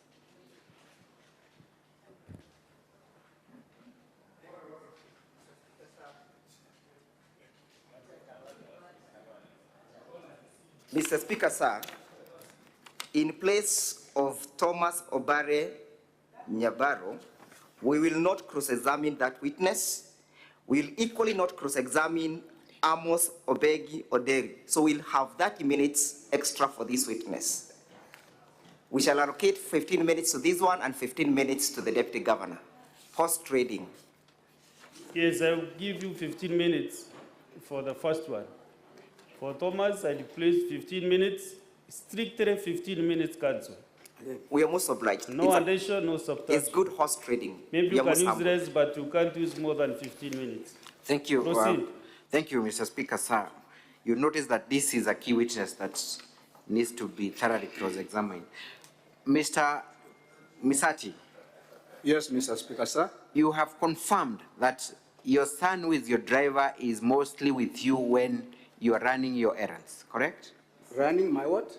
Errands. When you are going about your businesses, he is the one who is close to you, he's the one who is at home, he's your driver, correct? Yes, Mr. Speaker, sir. Why was it then important for you to send money to Dennis, who is not that close to you, than use your own driver who had a car to go and withdraw that money and bring back?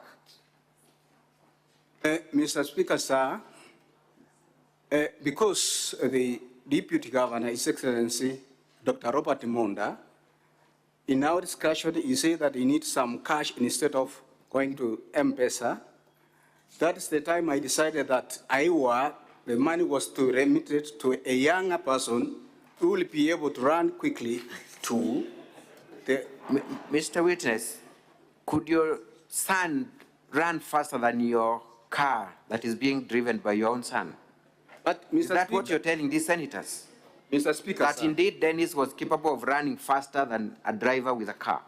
Mr. Speaker, sir, as we have said that I've used Charat Misati to be my driver, and that's indicating the most trusted to me.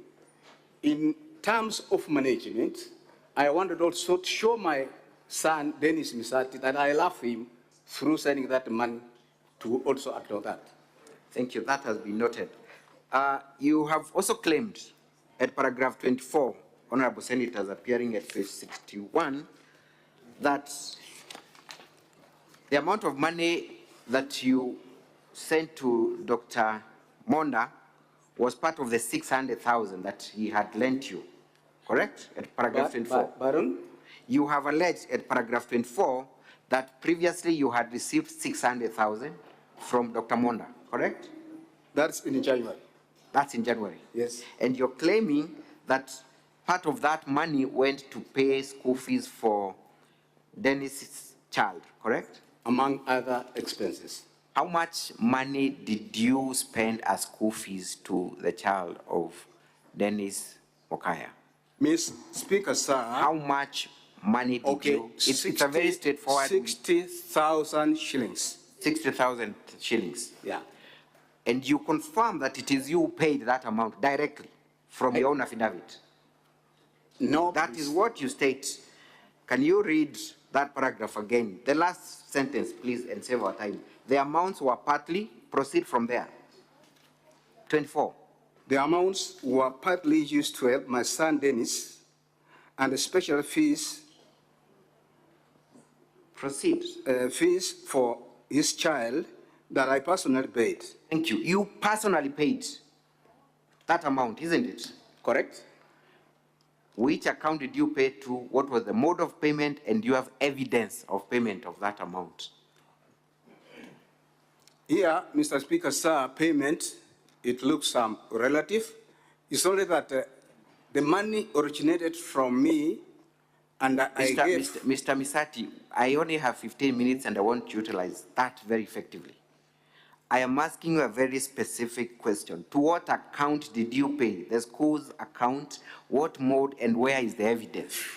It's a very straightforward. Please do not bring stories. We do not have time for that. The money of the 60,000 plus other monies which I paid for my... We are specific on the 60,000 paid personally by you to the school. The money of 60,000 paid to pay school fees of my granddaughter, I gave it to one of my sons, including other money to one to pay the account. Mr. Misati, you've just read to us paragraph 24, that you personally paid. Isn't that what you read? On oath. Mr. Speaker, sir. No. Kindly save our time, Mr. Misati. Isn't that what you read? That you personally paid 60,000? Personally paid, it's very relative also, Mr. Speaker, sir. But not to indicate where I put the money. I gave the money, and my son took it to the bank, including other... Thank you. I urge the House to take note of the conduct of the witness and allow me to proceed. What is the name of your granddaughter? Zelda Kwamboka Mukaya. How old is she? She's, I think, 13 years. Where is she currently? It's me who took her to St. Where is she currently? Currently now? Yes. I cannot tell because when my son disappeared, I don't know where they went. But previously, it is me who took her to Nyaburu. Thank you. I yield the rest of the minutes to my learned friend, Mr. Njiro. Thank you, Mr. Mutuma. Mr. Witness, I want you to have a look at the bundle of the document by the County Assembly. Honorable Senators, I'm referring to page 184. Witness, I have 7 minutes to deliver this. These are Hanson's for the 29th of August from the County Assembly. Mr. Witness, I want you to have a look at the last paragraph where Honorable Deputy Governor is answering. But before I go to that, excuse me, I have not put the question. When the Deputy Governor asked you to refund the 500,000 shillings, what did he tell you the money was meant for? Pardon? When he asked you to return the 500,000 shillings he had lent you, what did he tell you was meant for? Mr. Speaker, sir, he told me that he has got some functions he was to use for that money. He had functions. Which functions in particular? Including that he was trying to go outside of the country. He was going out of the country. Correct. So the money was specifically meant to go out of the country, yes? Among other things. Among other things. Yeah. Are those other things that you're referring to the issues that you're discussing to, and more specifically, the forwarding of the money, 100,000 shillings to one Lucy? Are you aware or you're not aware? That one I'm not aware. You are not aware. I want you to have a look at page page 185, 189 of the same bundle.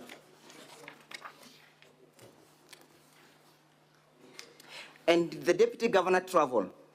Are you aware whether he traveled, he never traveled? You know, Are you aware or you're not aware? I'm not aware. Thank you. Yes. Look at page 189 of the same bundle, honorable members. The bundle by the County Assembly, volume 1.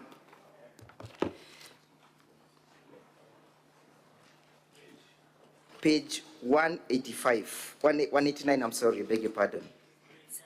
189, the Hansons for the 29th.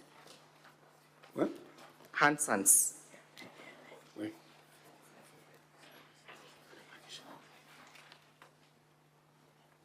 Who made the request for assistance? Who made the request?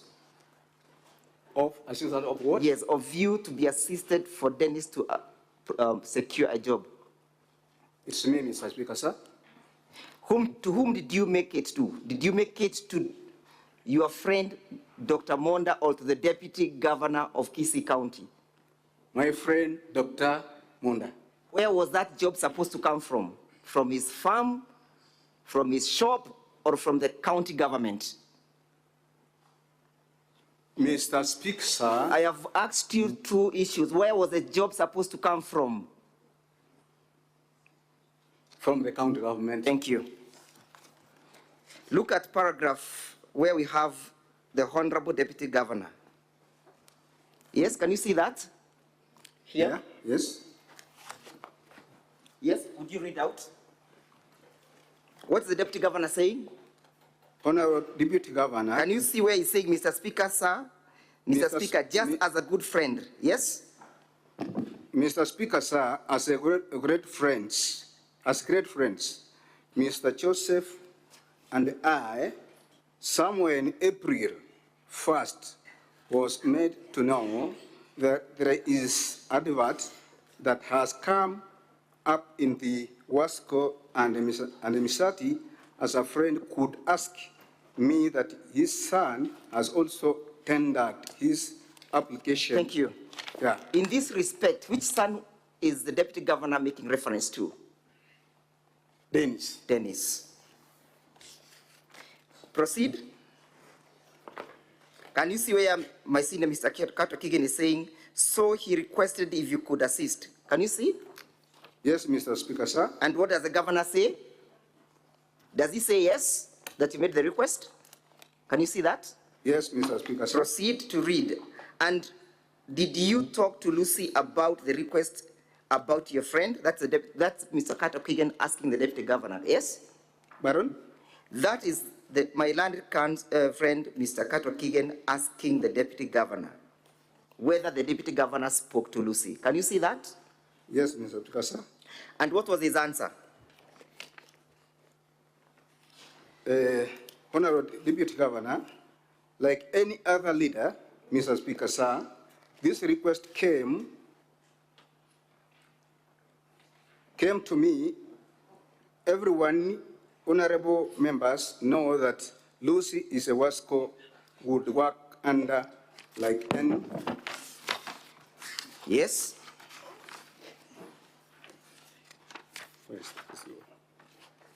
Next page. Lucy would work. Where is it? It's possible for you not to see now. Like any other staff who under the governor's office, where I'm also the deputy governor. So he acknowledges that Lucy works under the governor's office and that Mr. Monda is also under the same office, yes? That's the acknowledgement, yes or no? As it is. Thank you, proceed. Read. To the governor and so indicated to Lucy. So I indicated to Lucy, yes?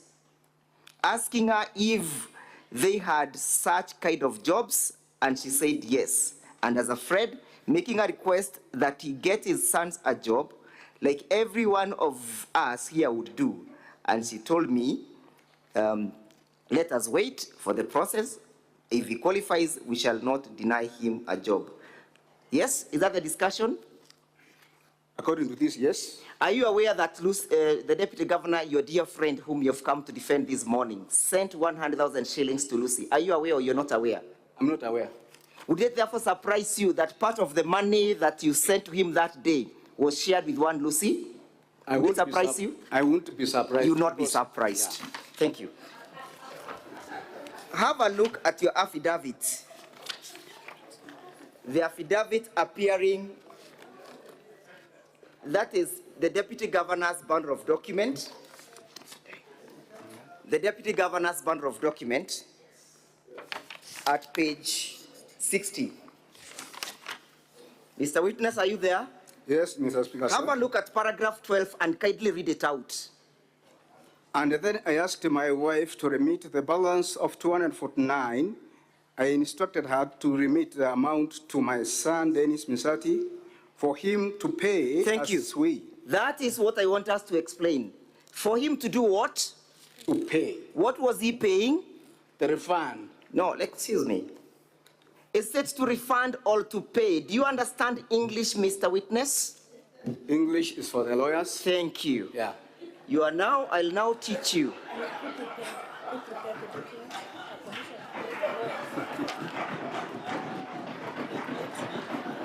And therefore, Order, senators, order, senators. I'll put it to you that there's a difference between the statement to pay and to refund.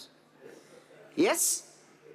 And therefore, because you have preserved the English for us lawyers, I put it to you that the two words have different meanings. Yes? It is very difficult for me to understand. I therefore put it to you that paying is different from refunding. According to you, yes? And therefore, I further put it to you that the word payment being used here is the corruption and the bribery for your son to succeed with a job, yes? Payment is not a bribe. It will depend on which context it is. In this context now, thank you. That's wrong. Let us have a look at page 111 of the same battle by DG. Page 111, which is a statement by Leah Nyachera Onsari. Yes. A statement from Cooperative Bank, yes? Correct. You are the one who has brought this document, correct? That's it. No. It's not you who has brought the document. It's not me who brought this statement. Where did it come from? It came from Leah Onsari. Is she a witness in these proceedings? That one I'm not aware. I put it to you that she is not a witness. You have said so. But now, Mr. Witness, who sent this money to Leah? It's me and my wife from the joint account. Upon whose request? Upon the Deputy Governor's request. So the Deputy Governor asked you to send the 200,000 shillings, yes? Correct. Did you ask him what it was meant for? That was his personal use. So if I put it to you that your Deputy Governor for whom you so love is a person who has insatiable desire for resources, and that is why he's always in a begging mood, what would you say? Mr. Speaker, sir, that is very untrue. Thank you. No further questions.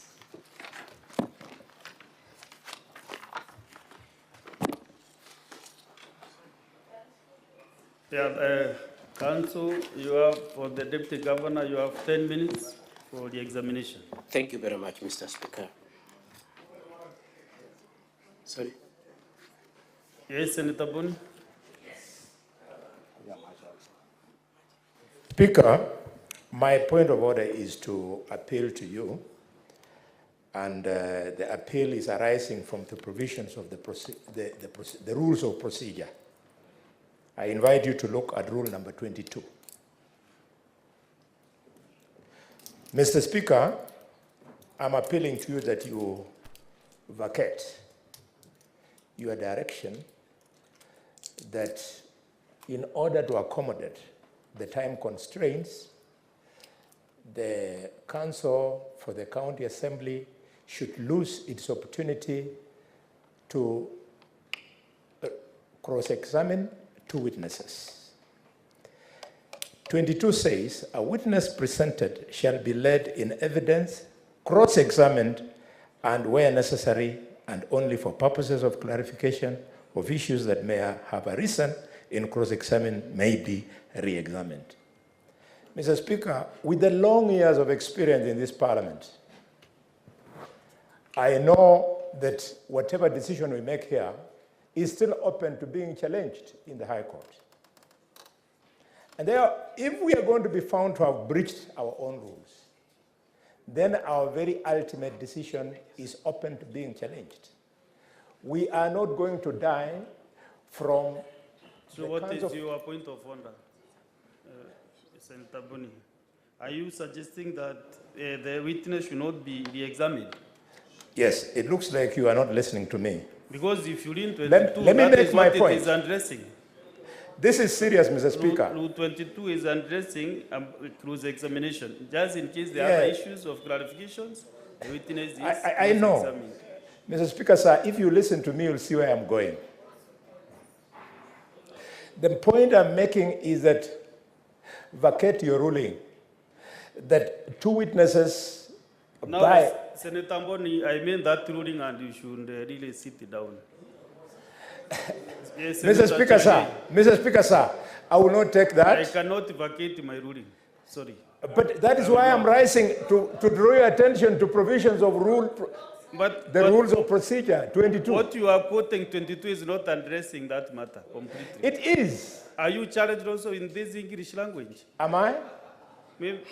Let me give Senator Chalage, he is a lawyer, he is the one who practices Mr. English Speaker, better than you. Senator Mboni Karwale, have your seat, kindly.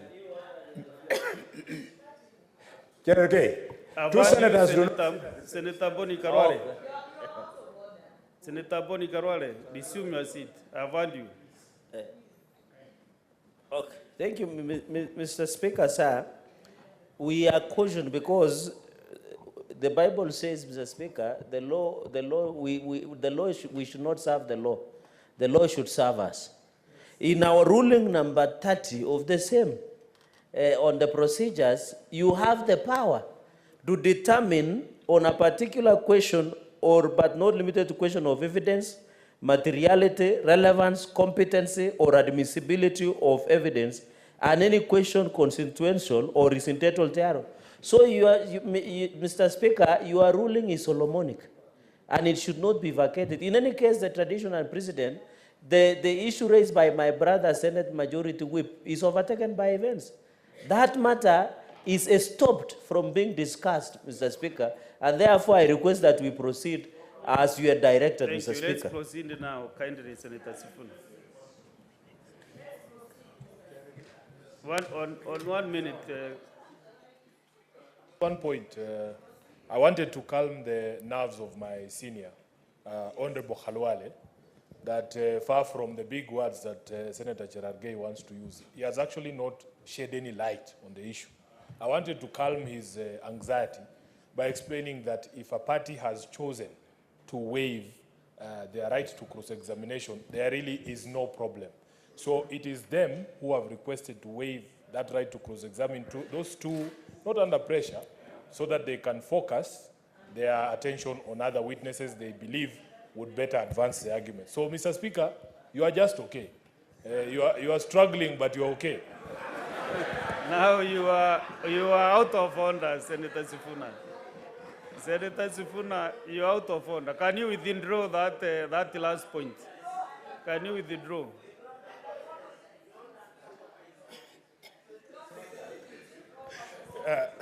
Speaker, it was with a light note, but I withdraw and apologize. You are a man of substance.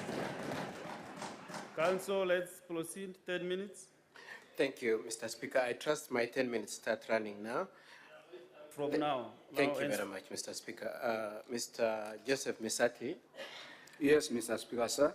A number of questions were put to you, whether you defend the DG whatever he wants, that you act on his instructions, and that you do anything. And the question I want to ask you directly is, would you go out of your way to defend the truth, or you would go out of your way to defend What are you defending today? Is it the truth or the deputy governor?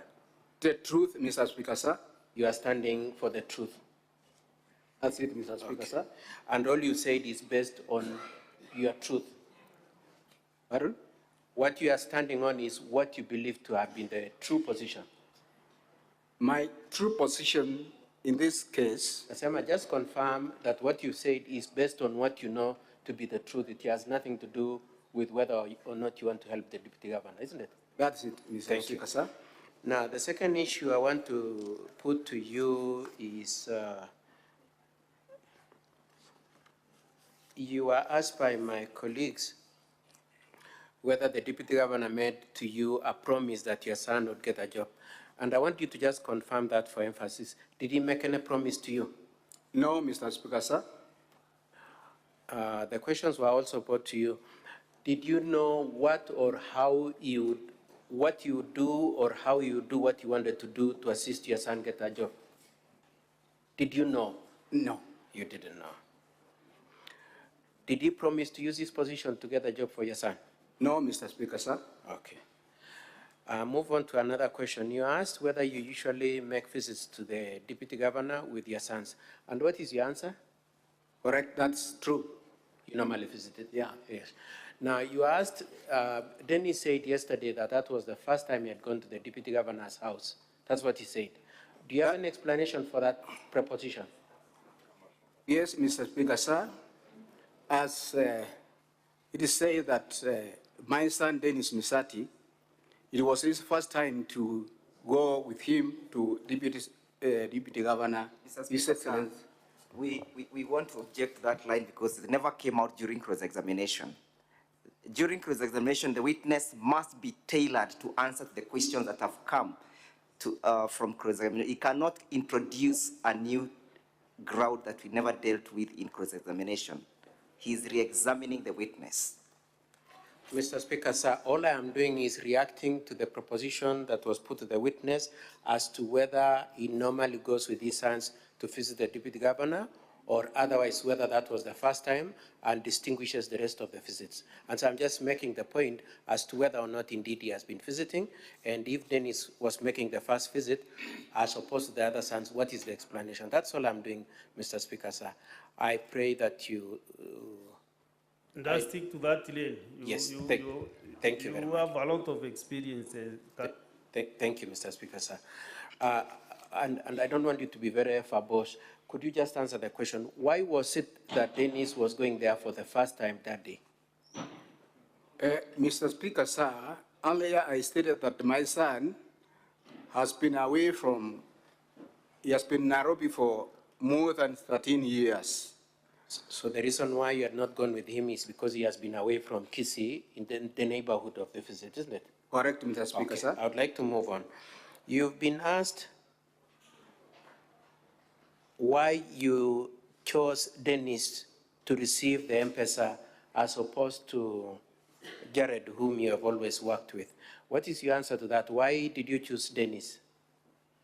Mr. Speaker, sir, when you have got a number of children, you must balance in how you can love them.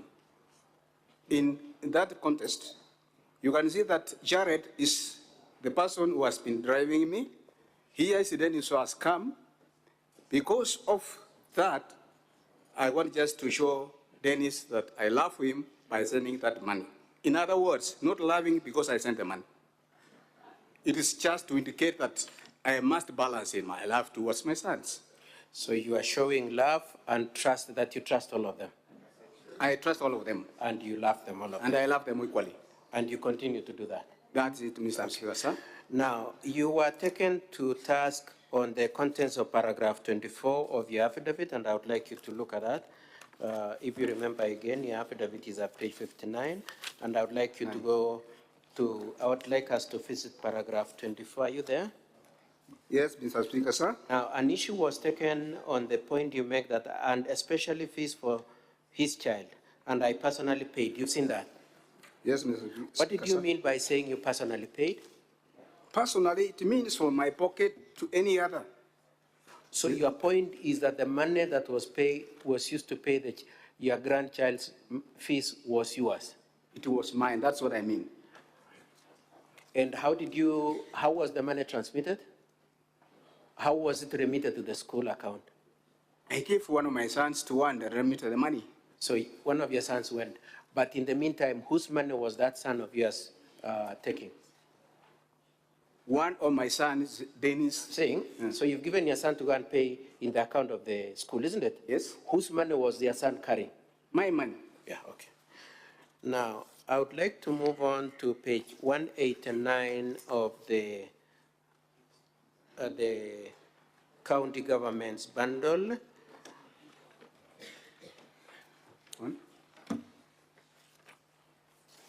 And that is the Hansard, and particularly I would like us to look at page 190 of that Hansard. Yeah. Paragraph. Now, I would like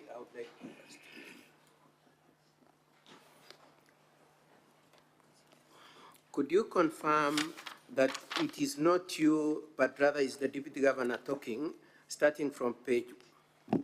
Could you confirm that it is the deputy governor talking from page 189 into 190, the paragraph that was read to you? Is it you or it is deputy governor talking? It is the deputy governor, Mr. Speaker, sir. Okay, and can you answer for the words of the deputy governor, or it is for the deputy governor to answer for That's himself? why I was unable. Yes, it is for him to answer. Now, I would like us to read the last sentence of the deputy governor's statement running from page 189 to 190. Could you read this last paragraph? And she told me? And she told me, let us wait for the process, and if he qualifies, he shall not deny him the job. And the discussion ended there. So the deputy governor is saying he talked to the managing director of the water company, and the managing director of the water company said, we await the process, and if he qualifies, we will not deny him. As it is here? Yes, it is there. Now, I want to take you back to, this is my last question, I want to take you back to the 28th, when you met. Wakati mulikuwa mnaongea kwa nyumba. 28. Did you say 28th of May? Did you say, and I'm quoting the words you used, don't, I'm just reminding you what you said a few minutes ago. Did you say that the deputy governor told you there are factors that exist to get a job? That's correct. He said there are factors. There are factors, kuna vitu zenye zinahitajika ndio upate kazi. Correct, Mr. Speaker, sir. Is that consistent with what we've just read at page 190 of the Hansard? That's it. That the director said it depends on whether he qualifies. Those are the factors, Mr. Speaker, sir. Okay. Mr. Speaker, sir, I would like to leave my re-examination there. Thank you very much, Mr. Speaker, sir.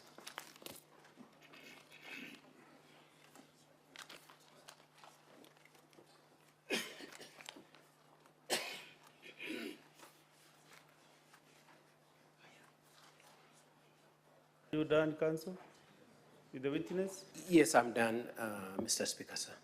So, for this particular witness, I want to give a few senators to seek clarification.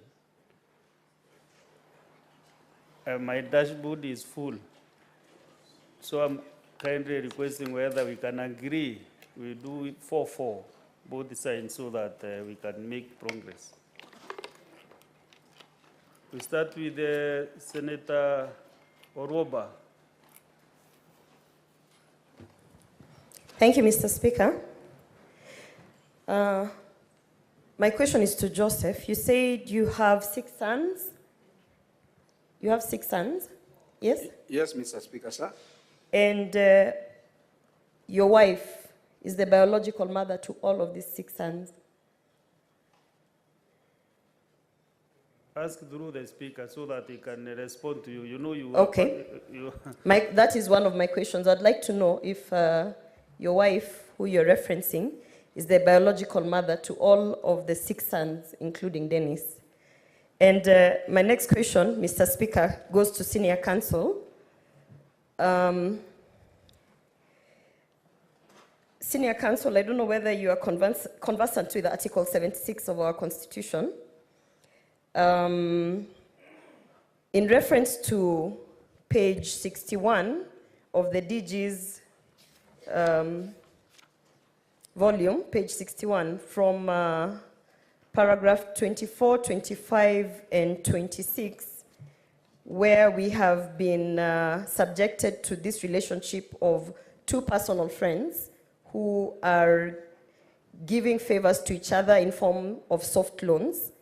My question to senior counsel in relevance to Article 76, where it highlights that a public officer should not use his office in any manner, particularly financial sense, on soft loans to erode the public confidence in favor of a personal interest. Would you agree with me that from what you have showcased here, particularly page 61, 24, 25, and 26, that the Deputy Governor has actually gone against Article 76 of the Constitution? And finally, the last one, Mr. Speaker, on the issue of the money being transferred, my question is, why didn't the Deputy Governor just withdraw the cash and refund directly? Over, you are 2 minutes. Thank you. Over. Yes, continue. There are two questions. One to the council, the other one to the witness. Mr. Speaker, sir, as it has been raised, Dennis Misati is biological father. So let us not introduce new things which were not in the, some relevance which were not on the presentations. So I want you to avoid about those biological issues you have been asked to do. Yeah, because they did not arise, because they are seeking clarifications. No. Proceed with answer any relevant question that you have been asked.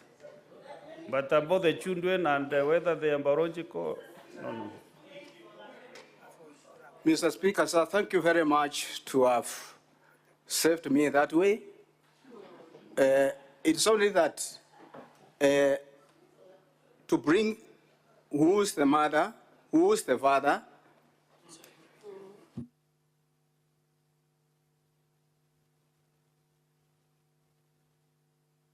The second question was directed at me in terms of the provisions of Article 76 of the Constitution and the need for propriety of conduct by. Thank you. Mr. Speaker, sir, can I proceed? Thank you very much. In terms of the question as to whether the Deputy Governor conducted himself properly within the intention of Article 76, our answer is that he completely conducted himself properly. It is our understanding, first of all, we are not making an admission that this money was meant to make any influence. It was a mere refund. It is our position that borrowings between friends is not prohibited by Article 76.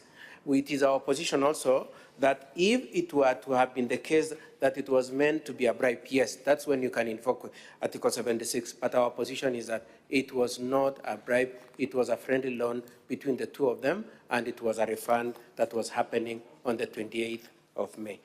Thank you, Mr. Speaker, sir. Let's have Senator Wambua Enoch. Thank you, Mr. Speaker. Mr. Speaker, I have three straight questions to the witness. Take your 2 minutes. Yes. One, Mr. Witness, what was the role of your sons in your visit to the DG's home? Because they have accompanied you, they have stayed away from you, and you've gone back, they have not even heard what you have discussed. What was their role in that visit? Secondly, to the best of your knowledge, is there a personal relationship between your son Dennis and the DG? And when you are sending him money, allegedly, to send to the DG, did you also give him the DG's cell phone number? Number three, is it your evidence on record and on oath that your son has cooked up a story to malign a person that he has no personal relationship with. I thank you, Mr. Speaker. Witness.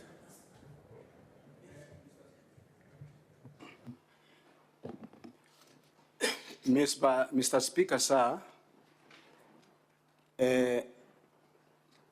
for the love of my children, I usually move with them when they are at home or when they are in the weekend together when we want to visit any other friend. Number two,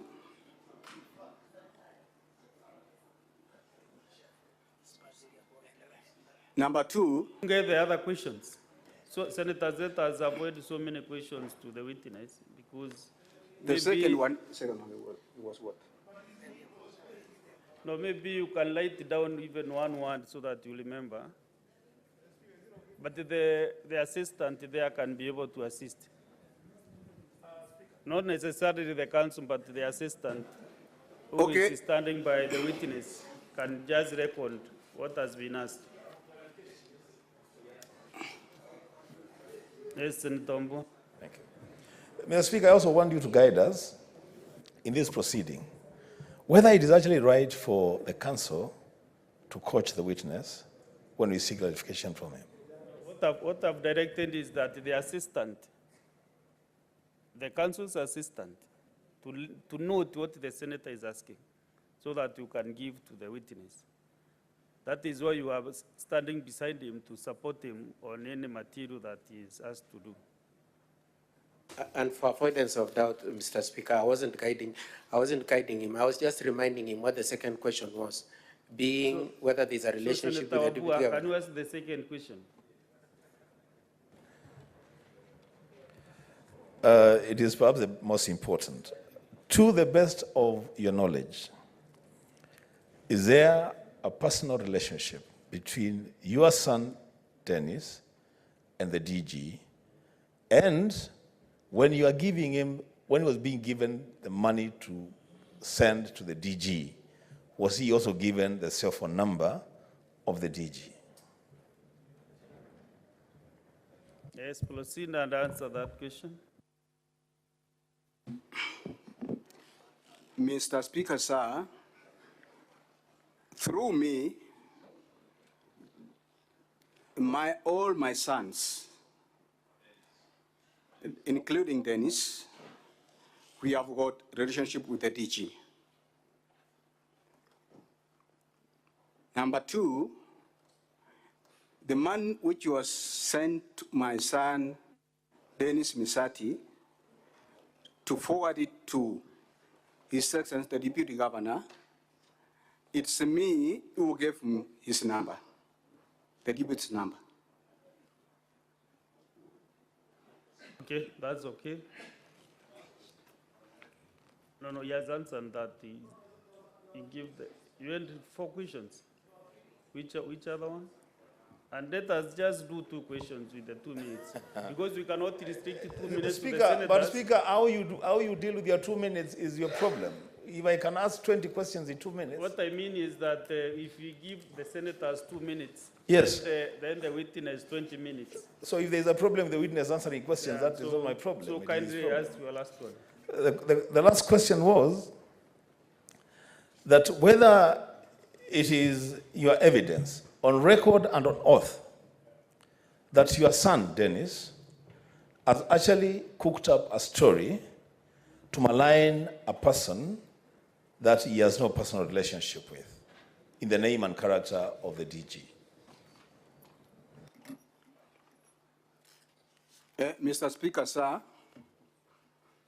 according what His Honorable Senator has said, and if I can also summarize what's going on, my son was lured, intoxicated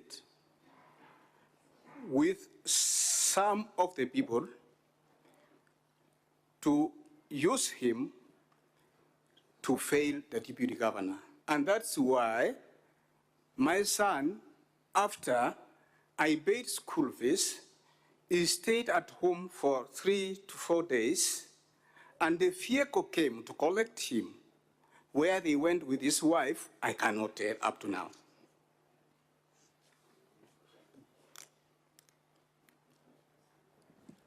Next is Senator Mohamed Chute Said.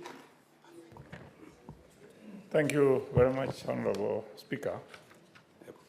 I have two quick questions for Mr. Misati.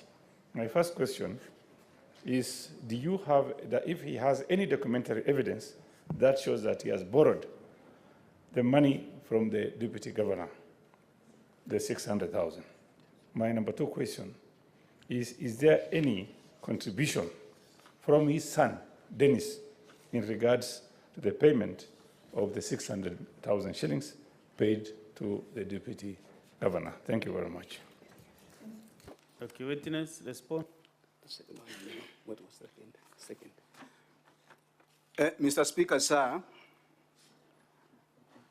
as usual, for friends, unless that much or money is a loan, in most cases, Mr. Speaker, sir, I don't have any evidence as he gave me the money because of the trust.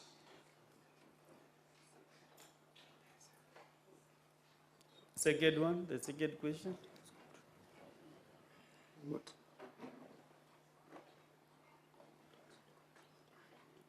Okay, Mr. Speaker, sir, I think I've not gotten the second question.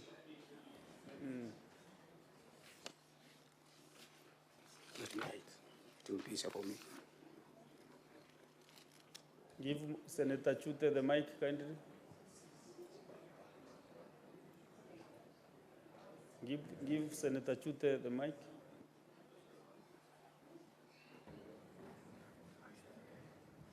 Okay, thank you very much, Honorable Speaker. The question goes to the witness. I'm asking the witness if there are any contribution that was made from his son, Dennis, in regards to the payment of the 600,000 shillings paid in form of M-Pesa or cash to His Excellency, the Deputy Governor. Thank you very much. Yes, proceed and answer. Mr. Speaker, sir, they said 600,000. It was never sent from me to the DG. It was the DG who sent me that money to me. Therefore, Dennis' contribution is not there.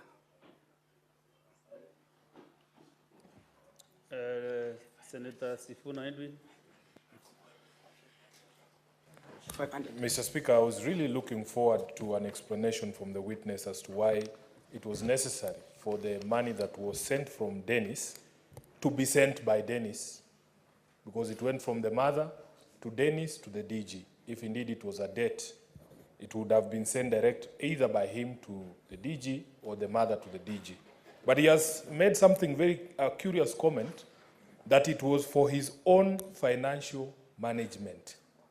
That is what I want him to clarify for me, because it doesn't make financial sense for money to move through those 3 stages incurring transfer charges. What do you mean by your own financial management? Because it was a direct transaction. You should just have told your wife, send to the DG. I want to understand that explanation that you gave witness. Mr. Speaker, sir, if I can go back, I think I was asked, since I had more than 500 in my account, why I never sent the money in whole, the 500,000.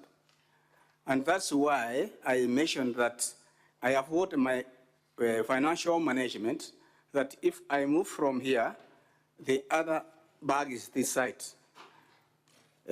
In connection, why the money was never sent direct from my wife to DG's M-Pesa is this. My wife doesn't have the number of the DG. That's why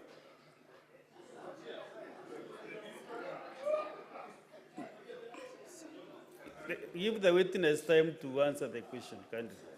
that's why, Mr. Continue Speaker, sir. answering. Answer. That's why, Mr. Speaker, sir. Answer.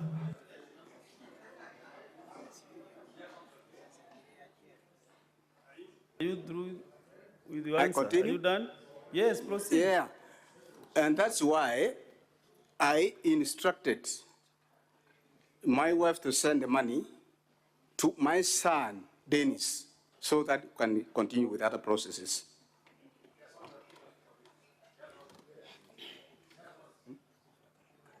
No, but you are on the queue.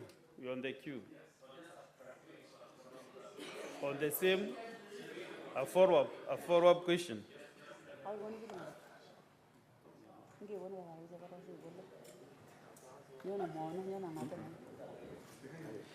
Just one clarification, Speaker, so that we don't lose that train of thought, because the witness says that the wife could not send the money to the deputy governor because the wife didn't have the number. But I also recall that he has said that Dennis himself did not also have the number of the deputy governor. So he had also to send the number to Dennis. Why was it then difficult for him not to send to, it was easy to send to Dennis and very difficult to send to the wife. So just that what. Senator Medu, are you asking me or the witness?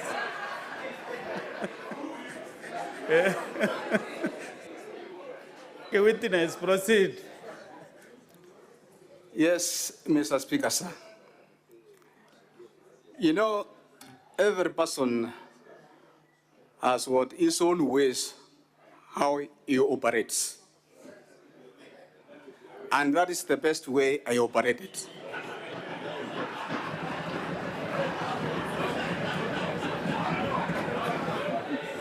Okay, thank you. Let us, Senator, order, senators, order,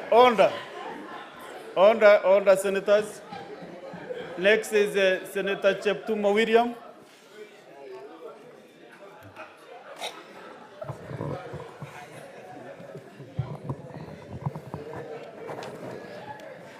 Mr. Speaker, I have only one question. That the witness went to visit the DG with his sons. And Mr. Speaker, from the evidence, the sons sat far from where the DG and the witness were conversing. I want the witness to confirm to this House that there was no discussion at all about the support of the DG to secure a job for Dennis. May I proceed, witness, answer that question from Senator William Cheptumo. Mr. Speaker, sir, kindly and humbly come again.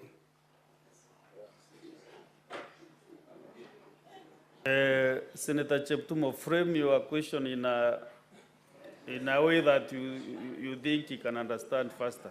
Okay, Mr. Speaker. Okay, let me say, Mr. Speaker, but the question I want to find, I want to ask the witness, is that yesterday, Dennis confirmed that he accompanied him to the DG's house. And today again, the witness confirmed that he visited the deputy governor with his sons. And confirms that he was not, the sons were sitting far from the two, that is the deputy governor and him. My question to the witness is to confirm to this House that you did not discuss anything about the support of the deputy governor to secure your son, Dennis, employment in the county government. Is that clear now? I believe so. Very clear, Mr. Speaker, sir. In our social discussions, including the refund of the 500,000 and a request, like any other person, that my son had applied for the job of WASP and the commercial manager. I just conversed with the DG about the same issue.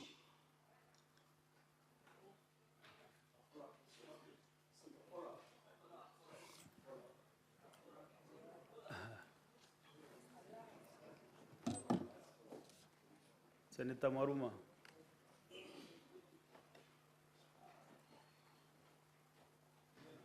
Thank you, Mr. Speaker. It's just about the visit of Mr. Misati and the sons to the DG. Yesterday, I thought that the sons were kept away from the DG and Mr. Misati because the sons were not familiar with the DG. But when Mr. Misati was answering the question by Senator Wambua, he said that my sons are familiar to the DG. So my question would be, why were the sons kept away from the discussion between Mr. Misati and the DG, and yet they're familiar? What were they cooking? What are they asking? Thank you, Chair. And senators, I can see a trend that some of the senators are trying to jump the queue. Doing a follow-up of the question, that is, you are now becoming more technical, but you can answer that one. Answer that question. Mr. Speaker, sir, the senator has said that yesterday my son Dennis indicated that there is no familiarity with the deputy governor. And today I've said that we are very familiar with the family of Dr. Monda. And by indicating that if we were, or if we are familiar, why was it that I was seated far from my own sons if there was anything cooking? Mr. Speaker, sir, I beg and to say there are some things when you have got some discussions, you cannot include your sons. And there was nothing was cooking. Okay, Senator Sige, again. Thank you, Speaker. My first question to the witness is, there's a lot of information that differs from the affidavit you gave under oath then with the information that you're giving under oath today. So my first question is, were you lying then or are you lying now? My second question is, in the evidence you gave about the transaction on the 28th of last year, the 28th of May, you say that the reason your wife sent the money to your son is so that Dennis can run to an M-Pesa point and withdraw because the DG requested for cash. Now, at the beginning of your testimony, when you're being introduced, your counsel asked you to tell us what you do. You said that you own an M-Pesa business. My second question is, why would you say that your son did not find any M-Pesa branches open to withdraw the cash, and that's why he sent it through the phone, when you own your own M-Pesa business, which you could have withdrawn from there through your son? And my last question is, Mr. Speaker, I want the witness to agree with me that the DG has higher financial capacity than he has for several years within their friendship. He has earned more than Mr. Joseph. So my question is, are you giving testimony that may differ between your affidavit and today because you might be weary of the well running dry in terms of the favors that you receive, financial favors from the DG through your long-term friendship? Thank you. Thank you. Mr. Witness. Okay.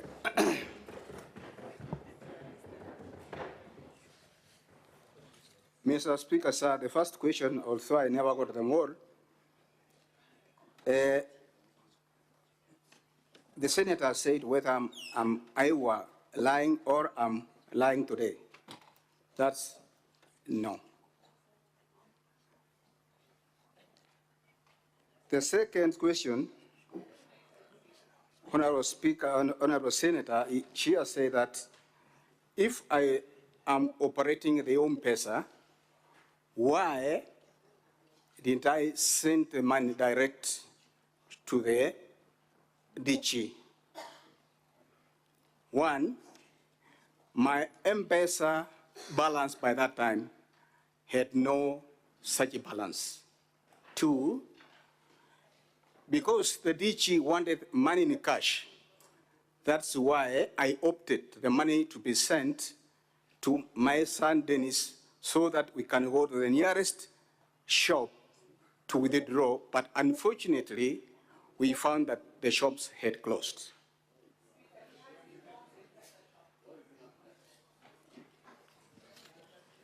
Have you answered the 3 questions? The third one, it went out of my, the third one, please.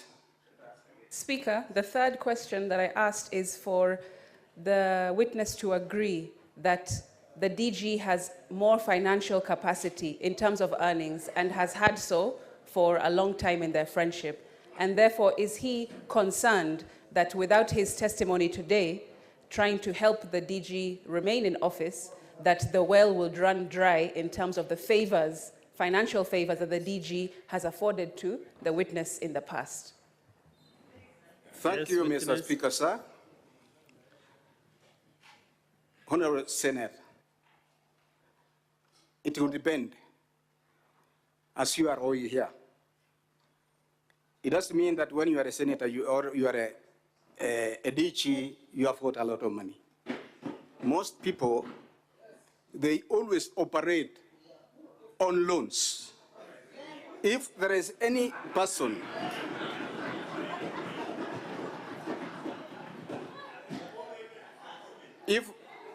if there is any person I know that is struggling on financial crisis, is my friend DG.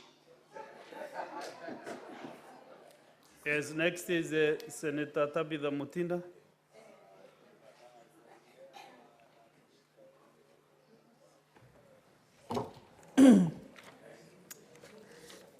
Asante Bwana Spika.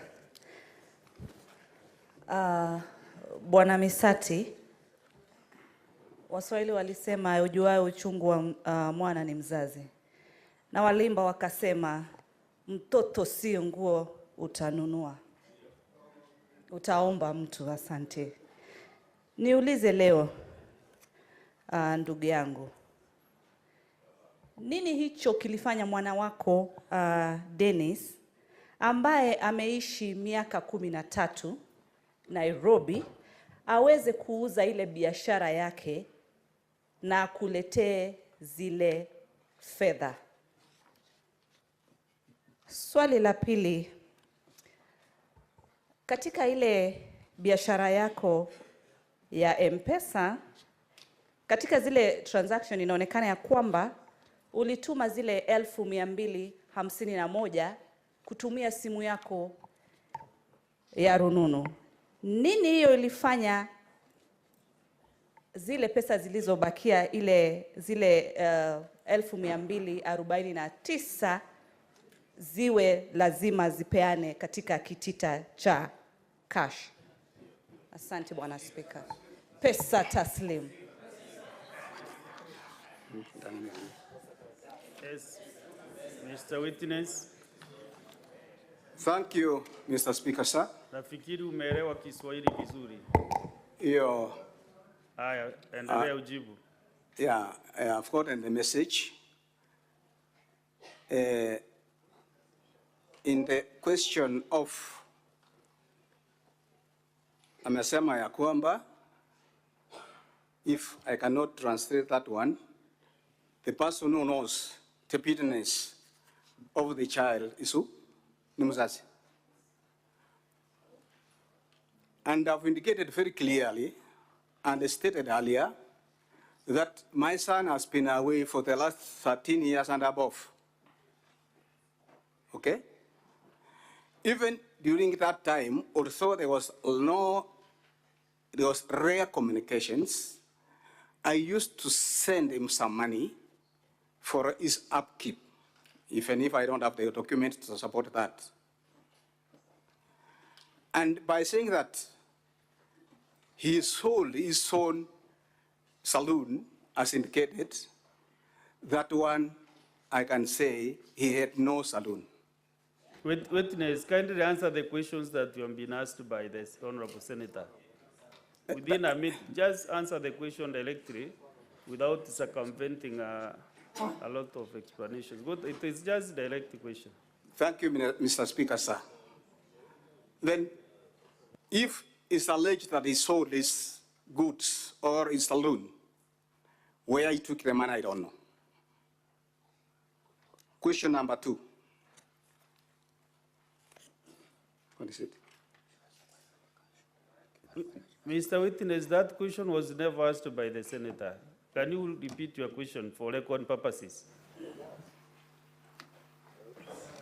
Thank you, Mr. Speaker. Let me just use the English language and just ask Mr. Musati the reason as to why your son sold his business in Nairobi, the salon business. But I think, Mr. Speaker, he's also answering and saying the son did not have any salon business. Let me take the answer like that. And so maybe you can answer the second question, Mr. Musati. Ask it. Refresh the question, please. Yeah, my second question, Mr. Musati, was the first transaction that you sent to the DG was 251 in M-Pesa. And how comes you had to send, to give the DG cash, the 249 that your son had to run around to look for money to be able to give it cash, yet the first batch was given on M-Pesa? What was wrong in still sending the 249 via M-Pesa? And you had said that politicians do not have money. Is it the case that your good friend was looking for money from you? Thank you very much, Mr. Speaker, sir.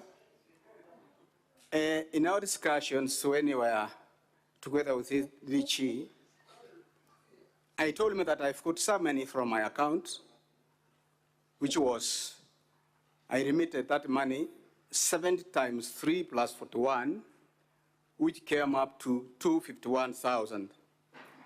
In our discussion now, according to what the DG conversed to me, he told me that he needs some cash.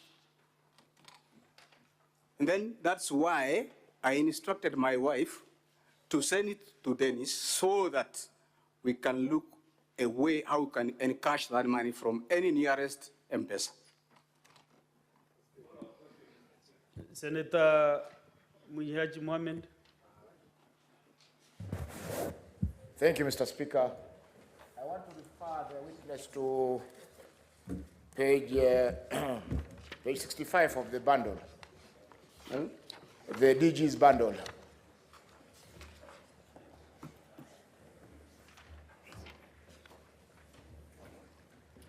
I see you transferred 70,000,